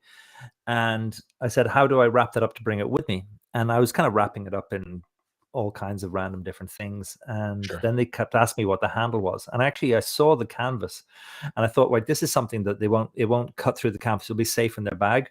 And I cut out a square of the canvas, and it hit me straight away, the whole idea to actually outline the knife. And one of the things I loved as a kid was doing technical drawing and graphics in school. And so I kind of drew it out, and I did in the way, I don't know if anybody's ever seen it, but I kind of did the whole thing like a technical drawing in kind of many aspects. And then just signed it unconsciously at the end, and that went with them, and it's just stuck. And so it all came from my wife not really giving a shit about art. Wanted to become she gives a shit about art, but not about probably getting into it. And I think that was probably one of the backbones of the wrapping experience. And then the very end, when I wrapped the canvas up, because I make salamis, I've spent a lot of time in Italy tying salamis in a certain way. It's the way you tie them is to get the air bubbles out of the salami. If you hand Okay. stuff them, you prick them with these needles, and then you tie them up very tight so that it forces the air out of the salamis to Okay. stop spoilage. So that's where the tying comes from. So I just tied I wrapped the canvas around the knife, and then I tied it in this particular way. And that's where the sort of the humor of being a knife maker who also makes salamis kind of intertwined. So yeah, that was the personal touch. But look, enough about me. Back to your bucket list. Okay, so the collaboration knives. So again, to me, it's me trying to let go and experience some of that, and me kind of working through my Hmm. perfectionism in a way. But at the same time, it's a way for me to work with very talented makers whose work I've experienced either personally or probably at least personally, so that I feel confident in handing the work off to them to then kind of just take over and do their thing with. Hmm. Um, and and so right now, going forward, I just posted about the first one today, and it's just the very first post. So it's just like a rough image, or it's an image of the rough knife post forging and heat treating and a little bit of grinding. Um, and what I did is I collaborated with my friend Dan Bittinger, or Bittinger, who Yes. is a very talented maker. He's only been making knives really consistently, especially for the last, I believe, 4 years, 4 or 5 years. Hmm. And I fortunately he only lives a couple hours north of me, so we have had a little bit of back and forth, and we spend time together every once in a while. And but I've had the opportunity to use and cut with his work, and when he was still first figuring out like his blade geometry and stuff like that, and first stepping into trying to play with the S grind and things like that, he would bring knives down for me to cut with, and they were beautiful. They're great to Yeah, cut with, and I was like, I'm loving these very thin hollow grinds, the right. down low. I've never seen that before. It was like No, a little embellishment to the S grind, which you introduced me to. yeah. And and I told him, I was like, if this was my knife, I'd be happy. And so he took that as a great compliment. And and so when I started thinking about who are makers that I would love to work with and do these collaborations with, he was one, and particularly because he was close. And so I think maybe I'm still like kind of pulling the strings and micromanaging him a little bit, struggling with that perfectionism. But I also sent one to Don Wynn. I would like to send one to you, although I don't know how that would work. I don't know how it would work. How sending? Maybe I could Well, send it just we as just like need to sample. focus on this excuse of getting you to come over to Ireland. I think Yeah, I'll just this is bring it part of the with me event. and check it Yeah, out. that's the way to do Yeah. it. And then but I want it to be kind of a quarterly thing. And one it's a great way to just kind of step outside of my norm for me Mm, personally, to step outside of my comfort zone, to step yeah. outside of constantly having have control over everything, and doing work with people who I've been fortunate to meet and get to know, whose work I admire and have had my hands on, and so to work with them in this way, that especially with newer makers like Dan, to help kind of use this platform that somehow I've developed, and this visibility that I've created to help kind of put other people on and create more awareness around, like especially like Dan and his work. Mm. But you know, just doing that kind of stuff, and I kind of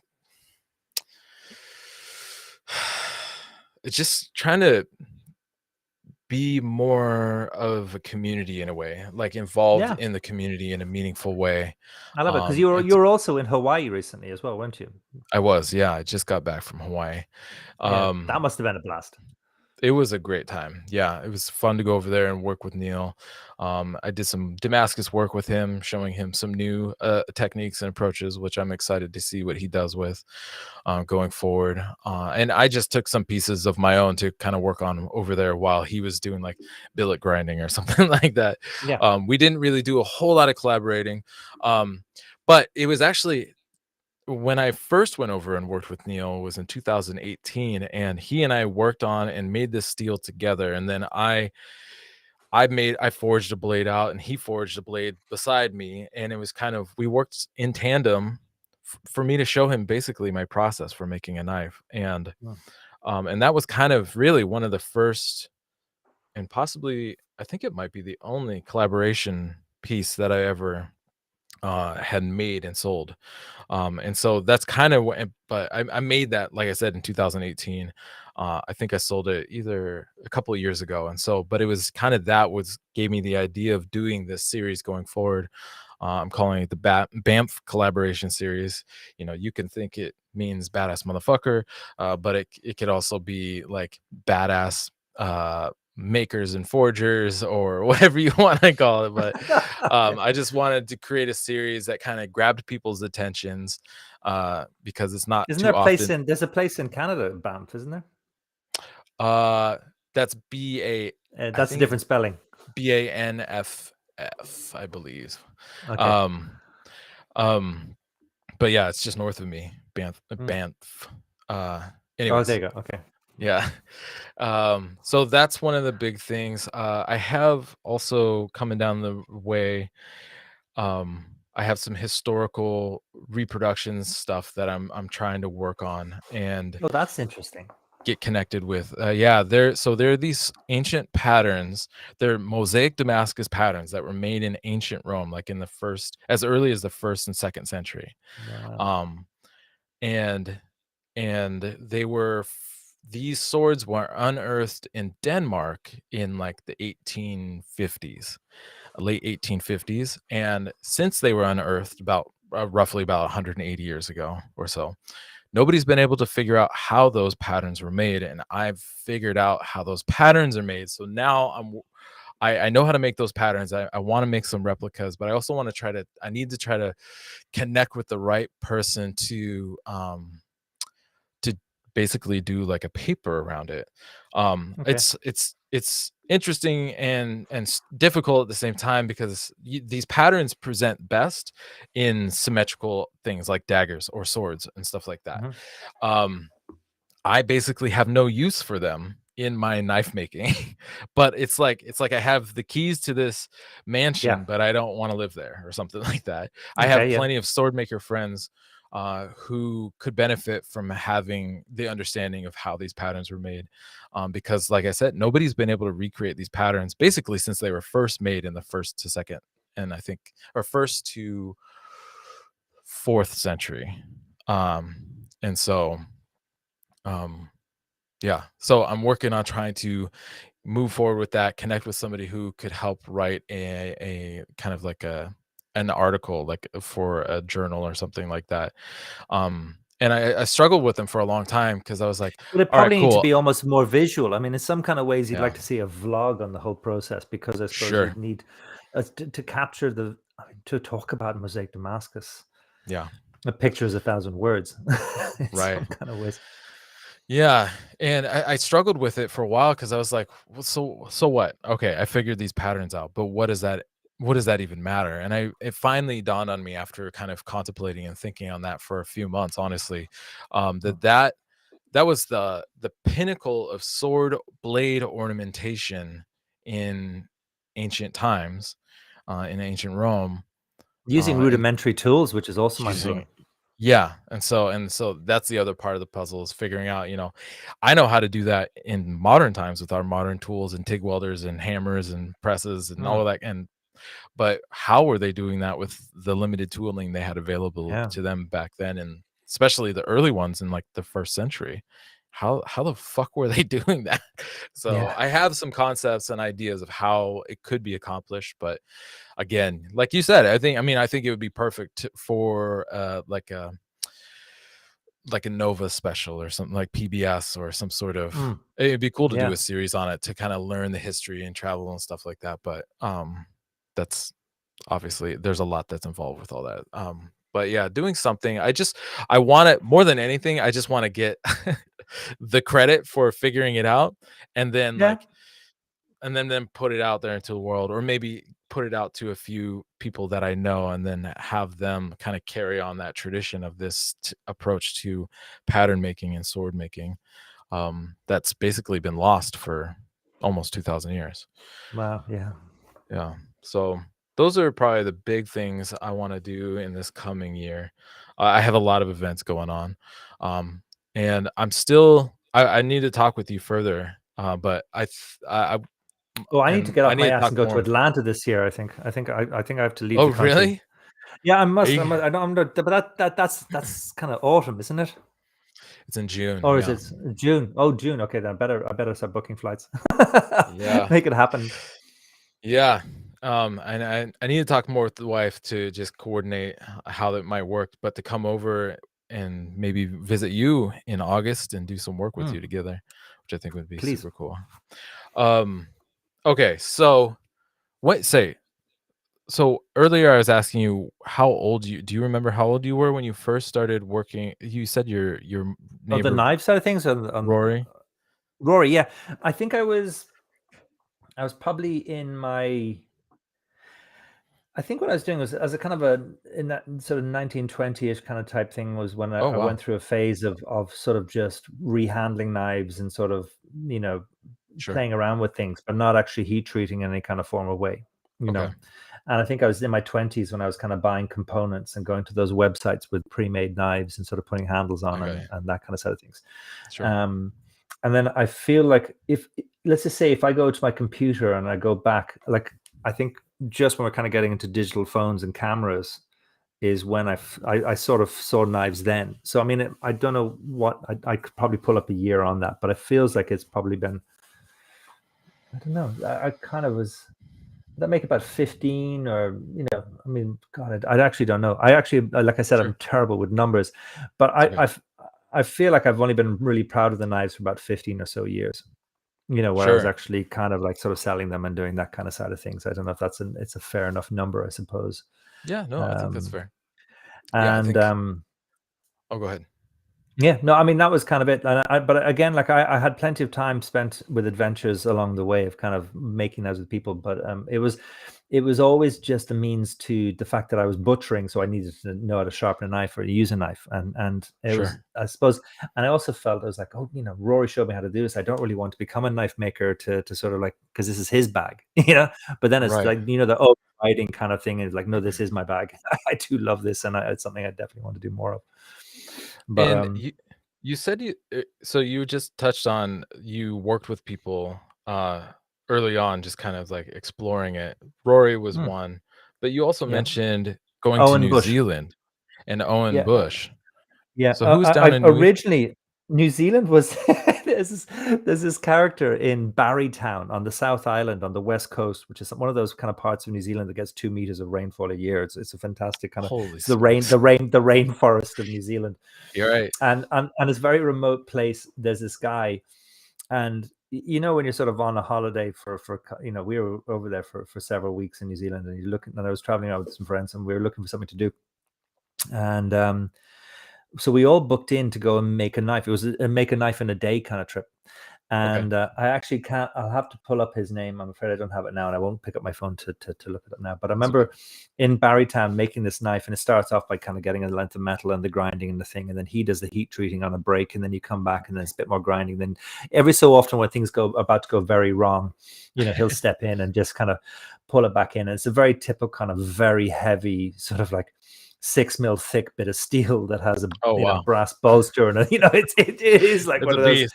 Yeah, it's a total beast, and you get to influence it in a certain way. But what I really found absolutely hilarious was the very end, as you have your finished knife and you're wrapping it up. You sort of celebrate where he goes off and goes to get what he calls Barry pain, like champagne, but Barry pain, and all you could hear in the background was he had a soda stream, and he was putting the cheapest white wine he could find into a soda stream, and he was turning into sparkling wine, and he'd come out, and he wasn't hiding this. He was like full on like this. This is the best shit in the world. Oh He's my making god, this that is this hilarious. champagne, and it reminds me of recent. They did this thing where they actually got Blue Nun, or one of these kind of very cheap white wines, and they put it on through a soda stream, and they also had a really high end champagne, Okay. And I think they were stopping people in the banking district in London and asking people for their opinion on which one they liked the most. And there was Like a something taste funny, like test. it was a tasting test between like homemade Right. soda stream white wine and versus champagne, and it was a tie. Apparently, it was a draw between the two. So it Yeah. goes to show that. But that was my adventure anyway, mucking around and making a knife with your man, and then followed by actually a more advanced kind of side of things. What was interesting about Rory is Rory Connor is a grindstock removal, so he was Okay. getting a sheet, cutting out the blanks, and doing heat treating himself, or sending them off to a contact he has for heat treating. Yeah. And I think that after that, what was interesting was to go up to Owen Bush, where Owen, if anybody hasn't or is based in the UK and they're into making knives, they should definitely go over to do it with him. He'll have like 6 stations, 2 people to a station, and you can kind of go in either a Damascus course, or you can go making a SEAX, a sax. Is that if I'm pronouncing it right? That's it. There's many things, but he was one of the guys. He said he was one of the original crew that came up with this TV show called Scrap Heap Challenge, which was something I loved as a kid. Oh, And he has like fantastic sort of leather aprons and bowler hats. He's got wonderful style about him, and he was a big player, I think, in the early days of the blade forums and stuff like that, I think, as well. yeah. Sword And forms so too. Owen, Yeah. so I've got a huge amount of time from. But what was fascinating was that, having been shown the ropes by grindstock removal, to go over and learn from Owen on the heat treating, kind of forging, that kind of side of things, and it just gave me another aspect of the knife making kind of world. Yeah. Owen has been another one. I've been talking to Owen and James over at Blenheim Forge about trying to get together and doing a class over at Owen's shop, because from time to time he'll host somebody to teach a class. And so I have lots of mutual friends with him, but I've never really chatted with him directly very Oh, he's much. great fun. Great fun. Yeah. He seems like a character, and it looks like, oh, I love seeing the photos from his classes, because it looks like everybody's just having a blast. I don't know if I don't know, probably we'll either have to cut this out, or it'll be the best story of the whole show. Okay. I don't know. But when we were over with Owen, he was making one of his sax swords Mhm. for a TV show. So the BBC were kind of coming over to do a bit of filming, and Okay. it was to kind of show that one of these old school swords could actually chop somebody in half. Oh, Jesus. And it's something, or had this power and thrust behind it. So Right. what they did was, after the whole process of making it, they had arranged for the carcass of a pig. So they Okay. rung up a butcher, they got a pig, and they hung this pig from a tree. And then he was asked to take a good swing at it. And if you get the sweet spot, you can cut it in half and it hits the ground. Right. So during the whole process of him shitting it, because this is just like, forged in fire, this is Right. the make or break kind of moment. And there's 20 people watching. And through the entire process of the day, these 2 guys are kind of leaning against the tree, smoking fags, and just doing fuck all, but like sitting there drinking beer and smoking fags and against the tree for the entire day. And he's like, who are these guys? And eventually, once he cut the pig in half, and that internal kind of scream, yes, it happened. Yeah. One half of the pig's on the ground, and the guy put out his fag, walked over, and kind of got one half of the pig, and the other guy was cutting the other bit down from the top of the tree. And he says, like, what are you guys going to do with the pig? And he says, well, we're the official disposal of the carcass needs to be handled properly, because it's all done through the TV channel and BBC. And he says, well, he saw a chill van deliver it. It'd been hanging in the tree for an hour and is being officially disposed. So he says, like, well, look, if you say it was, you took it away, and I say nothing, can I just keep it? And the lads were like, fine. So they left him the pig, and he straight away went inside that afternoon and cut into portions, wrapped it up, and put it in his freezer. And I think for a period of time, every time he finished one of the workshops, he'd take out one of the portions and he'd put on a big roast. So if it was a 2-day workshop weekend, you had a big pork roast on Sunday afternoon. Oh, wow. we all sat around the table, and he told us the story. So I'm very sorry, Owen, if I've just robbed your wonderful story, but it stayed with me for years as one of the highlights of that whole weekend. Yeah, I love that. Oh my God. What a great story. Yeah, he just seems like such a character. It'd be really cool to get over there. And I've honestly, I've never been to Europe. I've never been to any part of Europe. That's a crime in many I've never ways. But been. then but then again, at the same time, I only know so much about America. I mean, I've been to a couple, you know, I've been to Austin and to New York and Hawaii. I went to, Sure. you know, visit a friend there, and there's so much to sort of see in the States, and I actually am looking It's a forward to more big adventures. place. Yeah, it's a A big very place. big place, and so is Europe in many kind of ways. Yeah. You know, it's more of a hop and a skip over here, but it's funny the diversity in such a smaller amount of area. Right.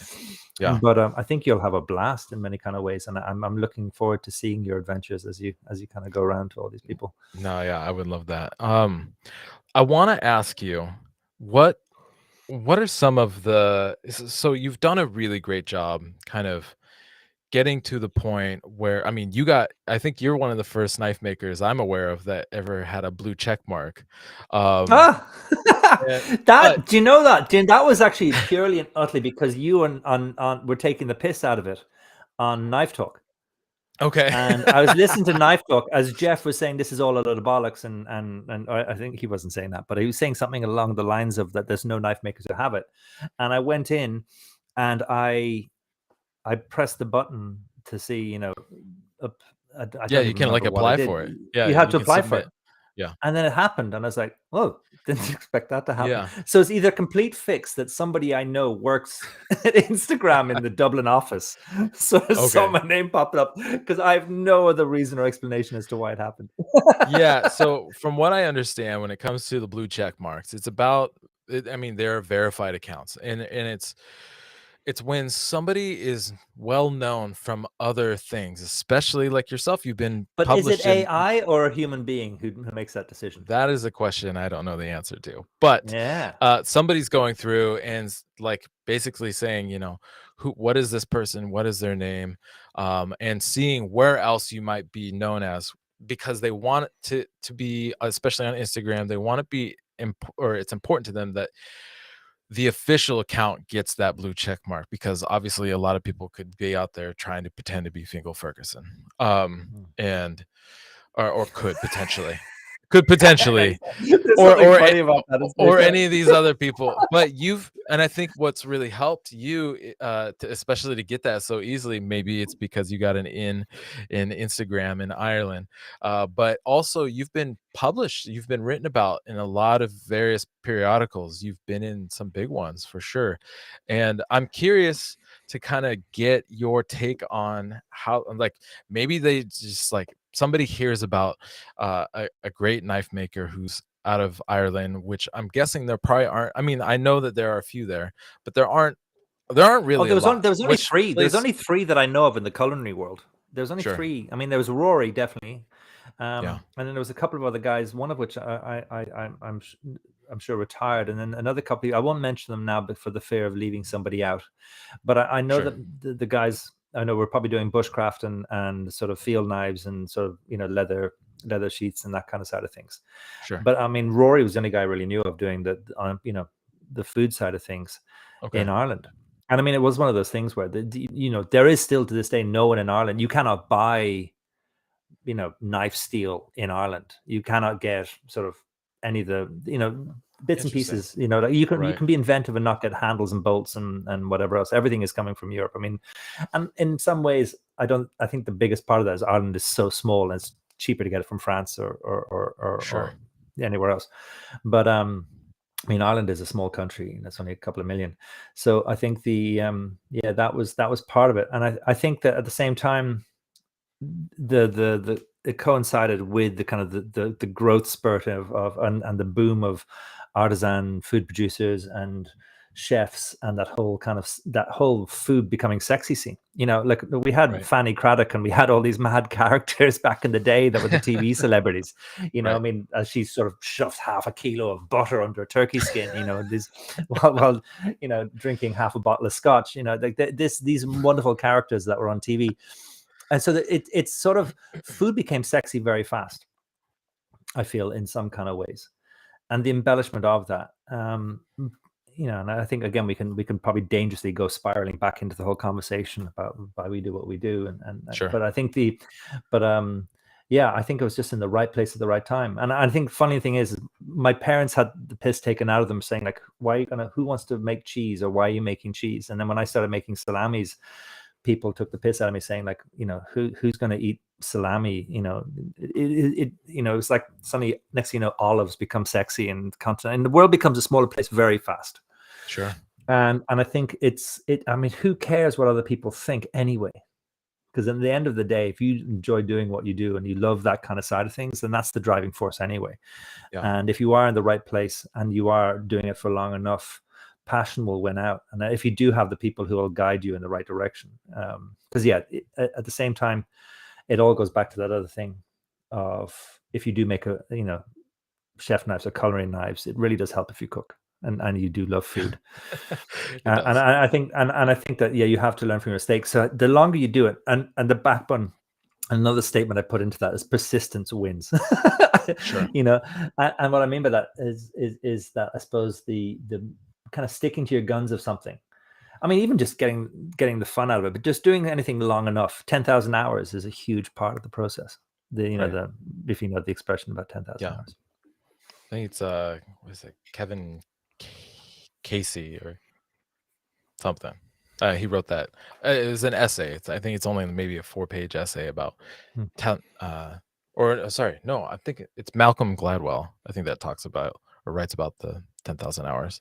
Becoming a master or something. To become a master or an expert. Mm-hmm. Yeah. And I guess the reason I ask is because, it's I think the hardest part of this game is, obviously it's hard to develop the skills and learn the skills to make knives, but then at a certain point you need to connect to an audience somehow, and awareness needs to grow around who you are and the products that you make so that you could potentially turn it into a business.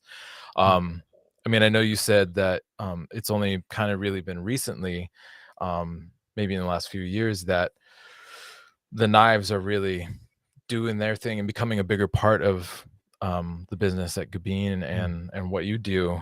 And I guess I would be curious what your thoughts are on either opportunities to take or ways to connect with people to help kind of develop that awareness about the work that you're doing, the products that you're creating. Because like I said, you have been published in various articles, I'm sure it's because of the awareness from those articles that someone like Jamie Oliver finds you, or Francis Mallmann finds you, and connects with you and wants to have knives made by you. And maybe it's about the way you tell your story. Maybe it could just be right time, right place. Well, I think it's humbling. Yeah. It's humbling in many ways when that happens. It's also intimidating. I mean, one of the things that is wonderful is that I suppose I could never, and I think grateful for it in many ways, that I could never match demand, in some kind of ways. Like, look, there was one point where a lot of people were looking for knives and I had a waiting list and all those kind of things that happened. But I was still making, sort of at the time, like years ago, 6 knives a week, and 5, 6. And I'm probably still at that scale on an average, if you look at it in some kind of way. Some weeks I'll probably have 12, or, I'm still making small numbers. But I'm quite impressed with myself, because in some ways I have, 5 jobs and 5 kids, and, the farm, the cheese, the smokers, all these kind of things that happen. But if you do have the hunger, the drive, and set it up in such a way, you can kind of get in there and do it more. So I think to kind of answer the question, opportunities and stuff like that, I'm not really patient enough to kind of get into education in respects to doing workshops or having somebody come in to make knives in Gubbeen. I think I do kind of like the privacy and some kind of thing of it. Absolutely. I dabbled, and I see the flaws in perhaps outsourcing and making the knives with the abilities that I have probably in Royal West Cork. I'd be spending far too much time on a plane or doing anything else. And I think that I'm not really confident myself to specialize to make very high-end knives, because I think sometimes I like alternating. And I think that the strangest juggle that I'm blown away by is that I'm able to probably make quite expensive, like Damas steel knives, and at the same time kind of make 100 and something euro paring knives, in the same bracket. One doesn't water down the other, or I think that I wanted to always make knives because so many of my friends are chefs, are in the food industry. I want to make knives they will actually use and can afford. But at the same time, I'm chasing the skill of wanting to make higher end knives and fall down the rabbit hole of, and I always have a pet project. Sorry. Sure. I'll always, like, at the moment, there's always going to be one knife on the block that's hopefully doing something new, or I'm going to try to get back into hollow grinding or facet handles, or how to do, so there's always something that's part of the skill set. I mean, be it engraving in the future, and like I said, even further down the road, kind of Damascus. Yeah. So I think that part of me wants to build this new workshop and have a clean workshop and a dirty one that are just, a couple of meters away from each other and on the farm. And that'll be quite interesting to see what happens with that, because you'll actually be able to lay things out. And being able to lay all your things out, one of the things I love about knife making is that I have sheets of metal that have to, with blades drawn on them, that have to be cut out. I have blades that have to be profiled, blades that have to be heat treated, blades that have to be ground, finished blades that are polished. Then you have to go into putting the handles on, finishing. You can go in there at any stage, and like I've always kind of oversimplified, there's a point where you can go in and make sparks and just kind of totally put on the rock and roll and heavy metal and just have a very simple job, but yang job of just making sparks fly. And then on the other side of the scale as well, you can go and finish off one of the higher end, knives, where one little slip or mistake, can screw the whole thing up. Yeah. And you have to go in there in a certain frame of mind for perfectionism and actually wanting to finish the job perfectly. So I love that about knife making. And I think what's interesting about that is that we have the opportunity to sort of like, if you have knives at different stages, to take on one that suits your mood and your attitude at the time, that you can engage the most with it and be productive with that. Right. So that I'm really grateful to knife making for. And I suppose I'm just going to constantly keep ducking and weaving. As long as people want the knives and I'm on it for that, I'll always be kind of experimenting and pushing the envelope. And I'll always be juggling in my head that one point of that. Like, there's the exact same profit, to be vulgar, and I'm not fixed on it, but it is important. But I can make 20 paring knives probably in the same time as I could make one higher end chef knife, and they both turn over the same profit. Right. If you know what I mean. I'm not getting the I numbers know right. I know exactly what you're talking. I was just thinking, because you were saying earlier, you were kind of rattling off some numbers about averaging about 6 knives a week, and you saying that feels like that's not a very high number, but if I'll be lucky Oh if I yeah, finish yeah. if I finish one knife in 2 weeks. Usually it's about 2 to 3 weeks for me to build and finish one knife. But this is a knife you're making your own Damascus for the blade for. I'm talking about probably Yeah, monosteel knives or something like that, So I True. mean, that they're totally different. But to focus on that whole thing about the 20 paring knives and the versus one intricate chef knife. There's a time when I actually want to make 20 paring knives, and there's a time when I want to make a very high-end knife, and dabbling between the two, or even doing the two at the same time, can be wonderful, because I just noticed there are times. Do you know that sinking feeling in your stomach where you should probably walk away from a job at that time? That Sure. this is not going right. I'm fucking Yep. this up. I know exactly that feeling. And there is actually the point, and it kind of also comes to the point where perhaps I very much have chased the point where I didn't want to ever take bespoke orders, and I wanted to kind of control my own kind of creativity and what I wanted to make, working with what I had. But you always find yourself in a scenario where you do have to make knives for somebody. And what is interesting is that you do that brings an element of pushing the envelope. Look, I know you don't do this, but any chance you could do this kind of little embellishment or do something different, or I've seen you do this in the past. And that was something well and gone that I've walked away from, completely forgotten about, that bringing back in. Sure. That, once you do it, it reopens a door for you. You kind of fall back in love with something that you've forgotten about. Yeah. So I think that, I'm probably losing sense of my train of thought here, but what I'm kind of getting at is that I don't have the answer for those questions yet, between where I want to go and what I want to do. So I'm just going to fucking do them all. Sure. I'm going to keep mixing it up and putting fair enough prices. And I think that the interesting thing about the pricing, that kind of thing as well, is maybe from the food world, I've kind of realized that there's this funny point where I probably could charge more for a knife, and it may take longer to sell, but it would sell. But at the same time, I kind of found that there's little to no repercussion if I kind of was to sell something do I want to go down that point of chasing perfection, or can I let that go, sell it a little bit cheaper? I'm happy with that kind of type thing. Somebody's buying it at that price, and they're probably not going to, okay, I can give you an example. If somebody goes out there and buys a packet of rashers from me, some bacon, and it costs €3.50, they're going to $3, whatever it is, and they're going to cook that up and they're going to eat it and they're going to enjoy it as part of their breakfast. But if they go into a shop and they buy something and it's like 4 times that price, and they buy it and you put it in the pan and you start to cook it, and you're looking at it and you're kind of going, why is it, why was it €7? And you start trying to analyze the flavors, and you're breaking down, you're almost chasing a flaw, or overlooking, or looking too deeply for it. Now, this is the shit that goes on in the back of my head that stops me sometimes moving the decimal point on a knife sometimes, if you know what I'm getting at.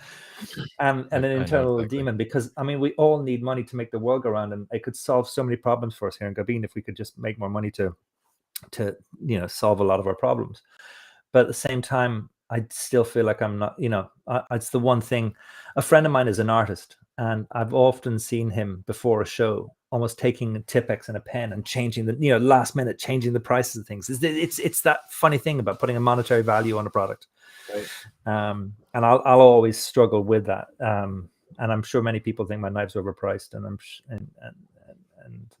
there's so many flip sides to it. But look, I'm just so grateful that people are buying them, because that means I get to make more of them. Yeah, absolutely.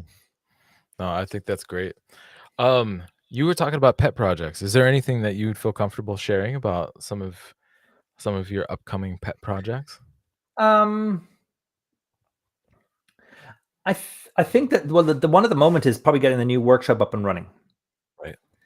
And I think that would be kind of interesting, because once we kind of have that, there's, anybody who's into their workshops kind of it's probably one of the most viewed thing on I can imagine on a YouTube channel. Somebody's going to do a workshop tour. Like, that's my idea of heaven, and something to watch, or like to go and check somebody else's workshop out.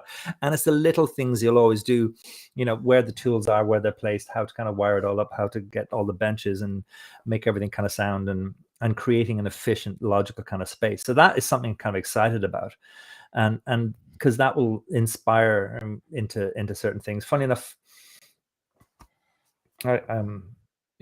there's weird random things. Like, I'd love to get a wood turner, because I've kind of fermented. We've always eaten off of wooden plates. It's a strange thing. Sure. But I'd love to get It into. doesn't sound strange. Yeah, I think it's been done forever. But there's something. Right. I think we've all had wooden plates, and one of the things that I find really funny about eating off a wooden plate is you don't need to warm your plates. You just take them out of the cupboard and you put food on it, and it doesn't chill your food down. It's the natural kind of warming kind of side of things, and you get very used to it. And actually, I think that's something I'd love to kind of like, play around with it, have some fun, and have that elbow room to put these kind of toys in, and sort of side shoot, and kind of even stuff I can do with my kids and stuff like that when they're kind of older. And then my kids kind of often are getting to the point now where they want to come in and do other jobs with me. But in respects to sort of the itches I want to scratch in the knife making kind of world, I think, I want to kind of get better at freehand kind of hollow grinding and S grinds and that kind of side of things. I've been playing around, I've always been doing kind of scalloping and stuff with Sumo Nagashis, but and so I think that's kind of interesting. I'm wondering if I do perhaps, do I always stick to my guns of having to step in the handle? Should I kind of go back to perhaps having an almost simpler design in some kind of thing? Look, there's so many different elements to all of this. I could probably change my mind in the morning if I told you there was something precisely that I wanted to do. Yeah. No, I feel you. Yeah, and it's that's one of the things, especially the way your handle is configured, that really sets your work apart. Because it's functional, but definitely a unique design choice, and it's cool. I don't know. It's fun. I really It's like fun in respects. It throws the shadows and the lines in it. It makes the handle more interesting. One of the things that I found in the early days is the step was too big and in the wrong place. And as I kind of brought it all forward, the whole idea is to really make it kind of ambidextrous, but more importantly, big hand, small hand scenarioed. Sure. And I think for a very large chef knife, I think somebody who's a very small hand, like perhaps a young lady compared to a giant 7-foot man, kind of like, you know what I'm saying, that the difference in hand size on a knife, there may be a difference in the step, but the one time when it really shines out is if you're into pinch grip and your pinky gets into that little bit of a step. It's like an anchor. And I think when anybody's a pinch grip, they very much bond with my knives. And luckily, they also work if you're into holding in a regular way. But I find that really probably what I designed it for originally, and I suppose where a lot of people do it is the pinch grip kind of pinky anchor. Sure. Yeah, I think the sort of, I'm finding that I've been working a lot more with the mills and stuff like that to kind of try and find out sort of like making the bolsters and doing these kind of things. I'd love to get into more machining. That's something that would be kind of fun down the road as well. But that's a dangerous, that's kind of like an expensive but wonderful hobby that I'll hopefully get into. Absolutely. Yeah, it does get expensive, and there's a lot to learn. Excuse me.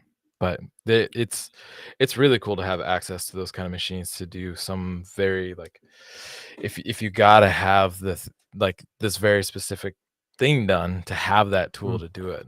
But I've never myself personally gotten to the point where I'm doing something enough, a particular process enough that it justifies getting some of, like, I would love to get an end mill, but realistically a drill press is perfectly fine for me. But end mill is I just got so one much of more the precise. high end, the high speed mini mills, you know, that like it's got Okay. the XY kind of base to Yeah. it, but it's a very high speed. And I found that absolutely amazing for working with sort of like the carbon fiber bolsters and getting the Oh, sure. slot.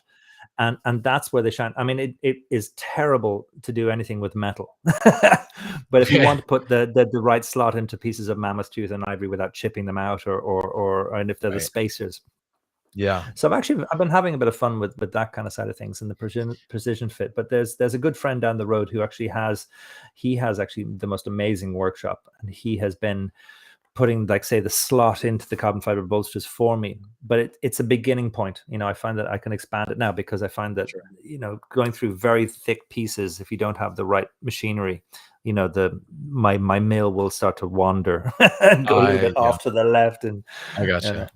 mm, All right, we do have some questions here from the audience, and again, to remind everybody, these questions are submitted from our illuminated individuals or higher levels, and you can get access to these live conversations and be able to ask these questions directly to our guests by going to the Patreon and joining. And so I want to jump in here to a couple of these questions for you, Fingal. Yerwin Nippenberg says, "Hi, Fingal. You are a great example of knife makers with a very distinct style that stands out from all the rest out there. thank you. How do you develop this style and make it so recognizable?" I had that, like I'm, without being repetitive, I think that the step in the handle I'm now predominantly doing on everything. And I had Mhm. a regular, um, you know, sort of style handle that I was running in parallel to the stepped one for ages. And I kind of thought about, it was actually even something I think that Jeff kind of said once that made it click into my head, is that whole point when if you are an artist and your art, and you look at your history of art from beginning to end as being a path or a journey or an adventure along the way of how you got from A to B. Sure. He likes to Um, call it an evolution. yeah, and I think that is something that's kind of interesting. Now, to have the forethought, I'm not going to say I'm not that smart. I definitely didn't. I never sat down with a business model or business plan or had any agenda. But you do realize when you're on something kind of good, and I do have enough people in my life to tell me when something is not good that I will listen to, or that will, I'm glad to say, will tell me. Um, so I think that first of all, have people you trust Mm, and that will tell you the truth about what you're doing. Experiment like crazy. I mean, my stepped handled knife, the first version of that actually had 4 steps, one for each finger, you know, and that oh, wow. was, you know what I mean? Like, it was just, that was for shits and giggles. And I said, well, Sure. actually, this is interesting, but what, and somebody said that logical question, what happens if somebody hand changes? And I said, well, let's reduce the number of steps. And that eventually became 1 step. Sure. Yeah. um, so I think I think the thing is that you be selfish, do something for yourself and how you'd like it and how you'd love it. Your first instincts are always going to be your best. But originality is the challenge, and sometimes don't embrace originality too much if it actually serves no purpose rather than being a very Mm, bizarre embellishment.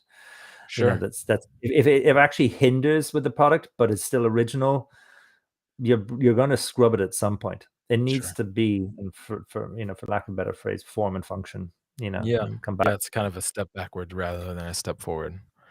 Yeah. I've had people who have wanted to do commissions with me who are like, "What if we added, like, a really big dip right in front of like, at the back of the blade just before it transitions in the handle?" And I'm like, "Hmm, interesting. Why?"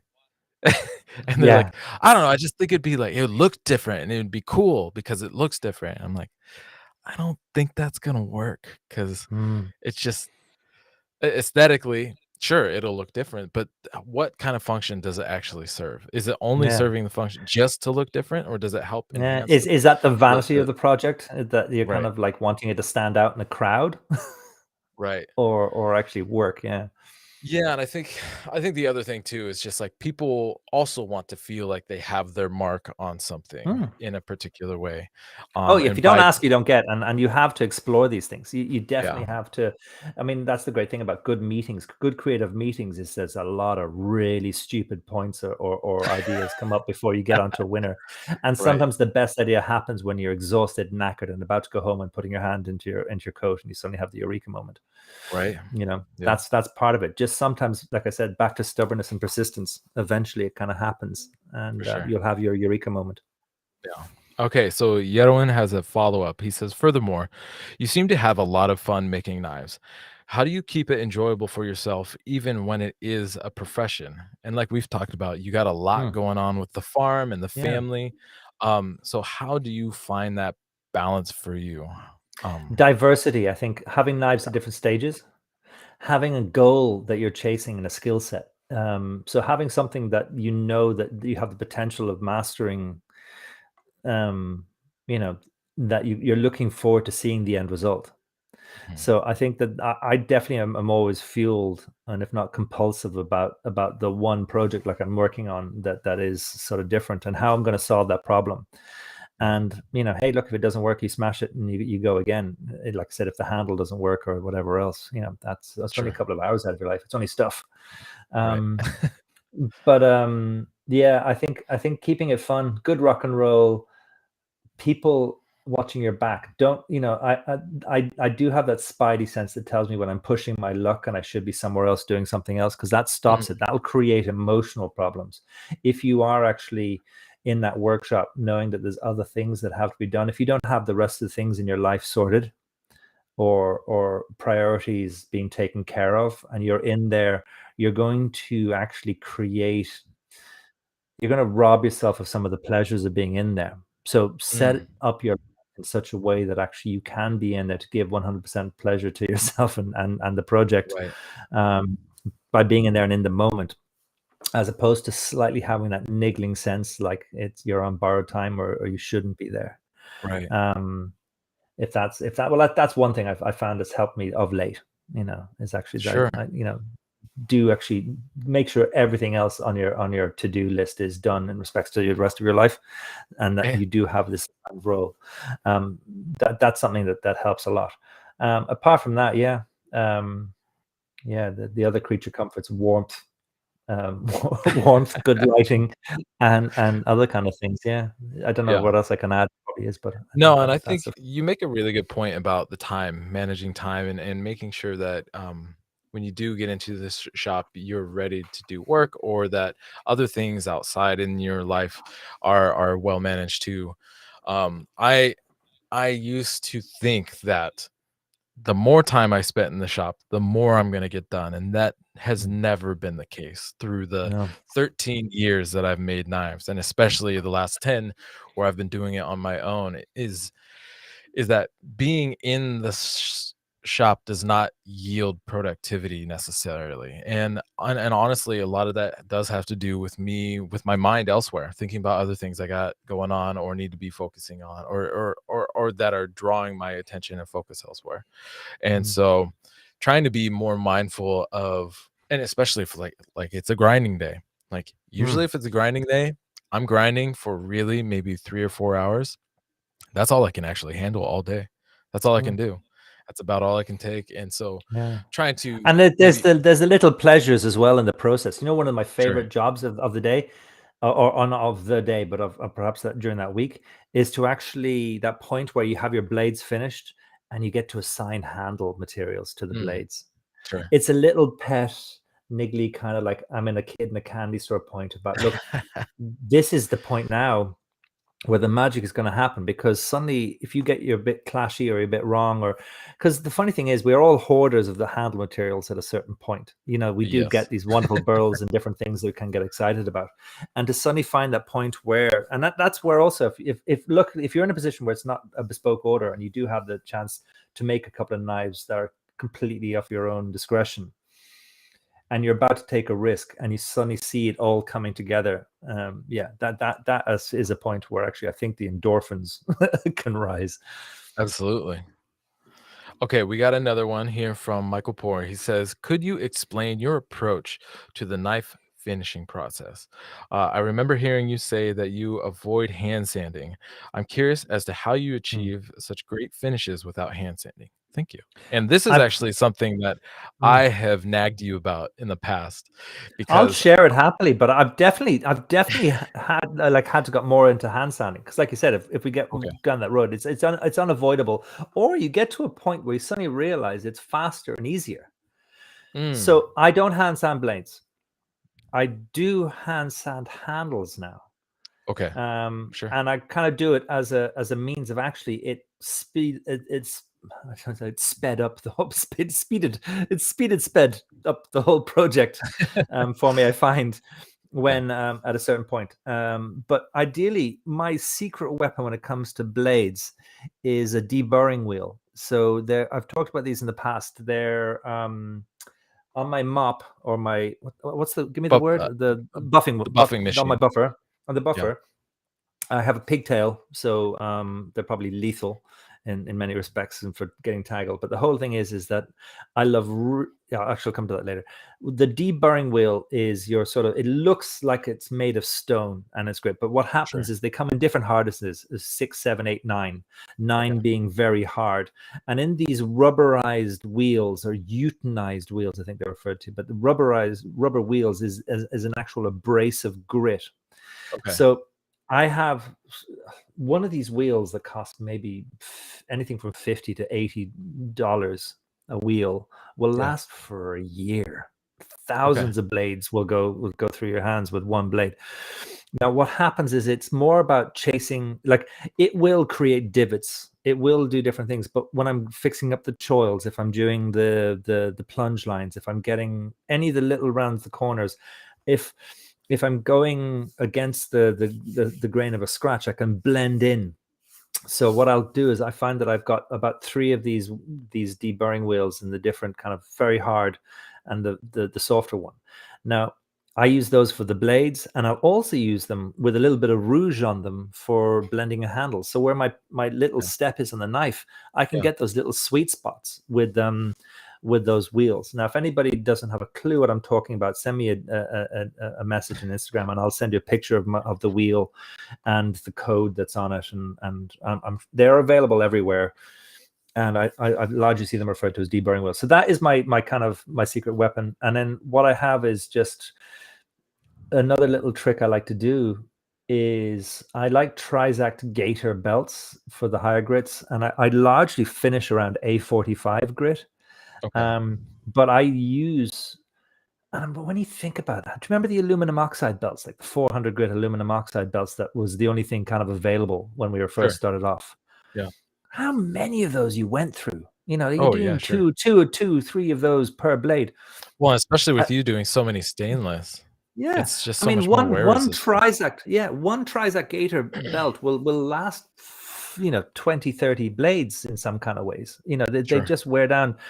And one of the tricks I do is I actually will have a, your dip bucket underneath the grinder. I actually take a cup full of the water, and as it goes around the bottom wheel of the platen, I'll kind of cup the water there, and I'll soak my belt.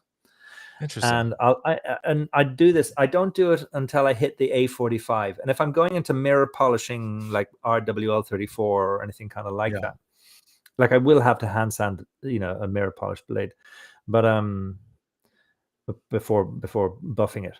But by wetting the gator, the Trizacts, or the Trizact gator belts, when they're around the A45, A30, A16, what I find is I get a really beautiful slurry and a blending process. And by Sure. moving very slowly the blade across the thing, I get a fantastic finish.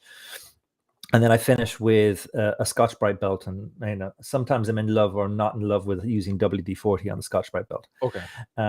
But overall, I have the Morocco platen for the past kind of couple of months, and I'm loving that with a ceramic really? platen on it. I'm really having a lot of fun with that. Yeah. And I think that's it. It's actually, I find about long, slow sweeps are fantastic, and a blade that I can now. I used to take me an entire day to kind of grind one knife, and now I can find I can do 6. At the time you can, That's great. and that's the thing that we all Yeah. learn over time, is that really it's the muscle memory and the time that comes together. But yeah, I think those. I suppose that's a long-winded answer for my little, and I can go into more detail if anybody wants any more information on it. But like, that's it. Wetting belts and rubberized wheels are two great friends of Yeah. mine. Well, and were you using, I feel like one of the times we spoke before, you used some sort of almost like a Scotch-Brite. It was a wheel, but it was like a dense Scotch-Brite Oh yeah, wheel. I think I couldn't find those anymore, and that's when the deburring wheel came along. The deburring wheel is I got better, you. and I think what happened was before I kind of found Scotch-Brite belts, I think I was using those. It was like a Scotch-Brite mop. Yeah. Yeah. Yeah. Actually, another trick I've been doing for hand sanding is and I think Alfredo in Italy. Oh, sure. I'm pretty sure I saw him doing it. So this is probably his wonderful trick, was actually the an oscillating multi-tool, and Oh, sure. I stick bits of sandpaper onto. Do you know your hand sanding tool? Yeah. And you was it you using spray and adhesive and putting little Oh, squares yep. of sandpaper and thing? It's the exact same principle, but you're putting on the end of a multi-tool as it swipes back and forth. Oh, I've seen him doing that. Yeah. Yeah, I yeah. get what you're So, saying now. and it's actually, that's another beautiful trick for blending in around choil areas and the hard to reach areas. If you're going Sure. mirror polishing, RWL34 or anything like that. Yeah, it's that is one of the great tricks for sort of like flying through, and you just have you have a station set up with a little bit of spray and a thing, and the actual end of the tool itself is the cheapest multi-tool kind of attachment that's just very flexible steel. And Right. if you get into it, you get into it. And yeah. Nice. Michael Poor also has had a few funny comments throughout the stream. One he was saying is because we were talking about yoga earlier, and so he is asking, is a kilt appropriate to wear for my first yoga class? He's asking for Fred. I think just don't fart while wearing your kilt yoga. Blow up the kilt.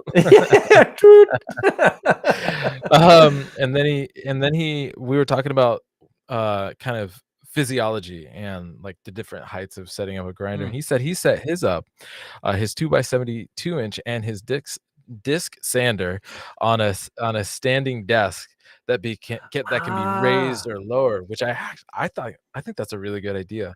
The closest thing I've seen. How stable are they? Because normally they'd have a laptop on them. So are they kind of the four legs that won't kind of wobble back and forth in some kind of respects? Yeah, that's actually a very good question. The closest thing I've seen to that before, Well, I'd love was it to get one for let's say certain jobs where you're actually working over the table. But yeah, I right? think to actually mount a grinder to it, I'm interested. Yeah. But yeah, that's a brilliant idea, man. I've seen people at Dragon's Breath Forge, they had one grinder mounted on an engine stand. So you could basically crank it and it'll lower, because it's basically like a scissor lift, and it goes up Okay. or it Oh goes yeah. down. And so they would have at least one grinder that was adjustable, because sometimes they'd have very tall students and sometimes they'd have very short students. And so by having one on this engine stand, they could crank it up or crank it down. And that was a really sturdy thing. And it has like a lower table for holding stuff. It mostly just captured garbage. Oh, there you go. Eh, Very stable. Can lift 300 pounds, Mike's saying. holy Wow. smokes! Okay, that's yeah. I know what I want for Christmas next, I think that's or like hopefully before creative. Christmas. Yeah. And then Mike is also saying that he is in for a forged table in the old country. So yeah, I think that would be cool to put together an event. And actually, we have talked about that, and it'd be kind of Hmm. need to talk to you about the idea a little bit. You guys, yeah, I believe when we spoke about this before, which is the idea of me coming over and doing some work and some teaching or demonstrating of some Hmm. sort, and I was asking you about hammer-ins, and there are smiths, of course, in Ireland, but, Yeah, it doesn't sound, even though you guys are somewhat close in proximity, that you guys don't really interact we very don't catch up often. with it. Yeah, no, we don't. I think there's a few. I'm sure. Do you know what? We interact with each other, but probably meeting up for pints and whatever else. But as to going into each other's workshops and doing hammerings and stuff like that, yeah, it's true. Um, I think that maybe that's a modern flaw for the whole sort of thing. I suppose you find the community works in a different way and that kind of type thing now. And Sure. I feel like in the older days of Ireland, everybody used to get in touch with each other more and actually get more hands on. And I think, yeah, if you build it, they will come is probably a Okay. good attitude. I think if you did get the right occasion, yes, it'll come together. And I definitely know in the food world, there's so many events where everybody gets together to cook and do something kind of like that, because there's Right. always, let's say, people will come to eat your food. Right. But I think the workload that goes into setting up a hammer in or doing like that, it takes a very generous soul to Sure. actually put the fucking graft in Yeah. to make an event happen that is for the betterment of community. And I've got so much respect for people who do that, and that is definitely something that Yeah. that I think, yeah, I'd love to see more of. Yeah, I've seen the hammer-ins I've been to have been extremely elaborate, like the Travis Sports hammer-in I was talking about Mm, earlier, where Eric Kidwell does filming and stuff at the Travis Sports hammer-in. Lots of demonstrators, very kind of regimented schedule. It's multiple days. There's 100 plus people that come to the event.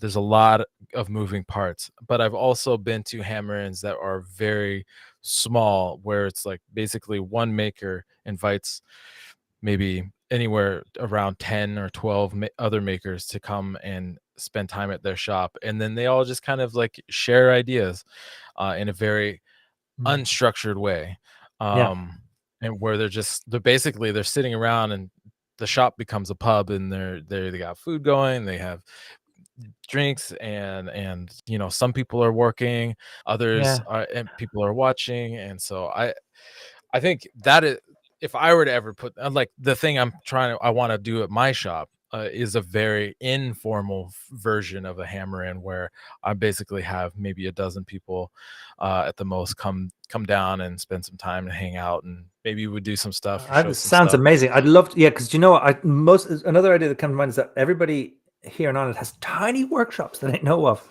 Right. But I think that doesn't mean it's not impossible, because there are commercial blacksmiths that I kind of know that have fantastic setups, and all it really means is that maybe we all get together and bring our grinders to one of the blacksmiths kind of places, Mm, and sure. there have a win-win scenario then. Yeah.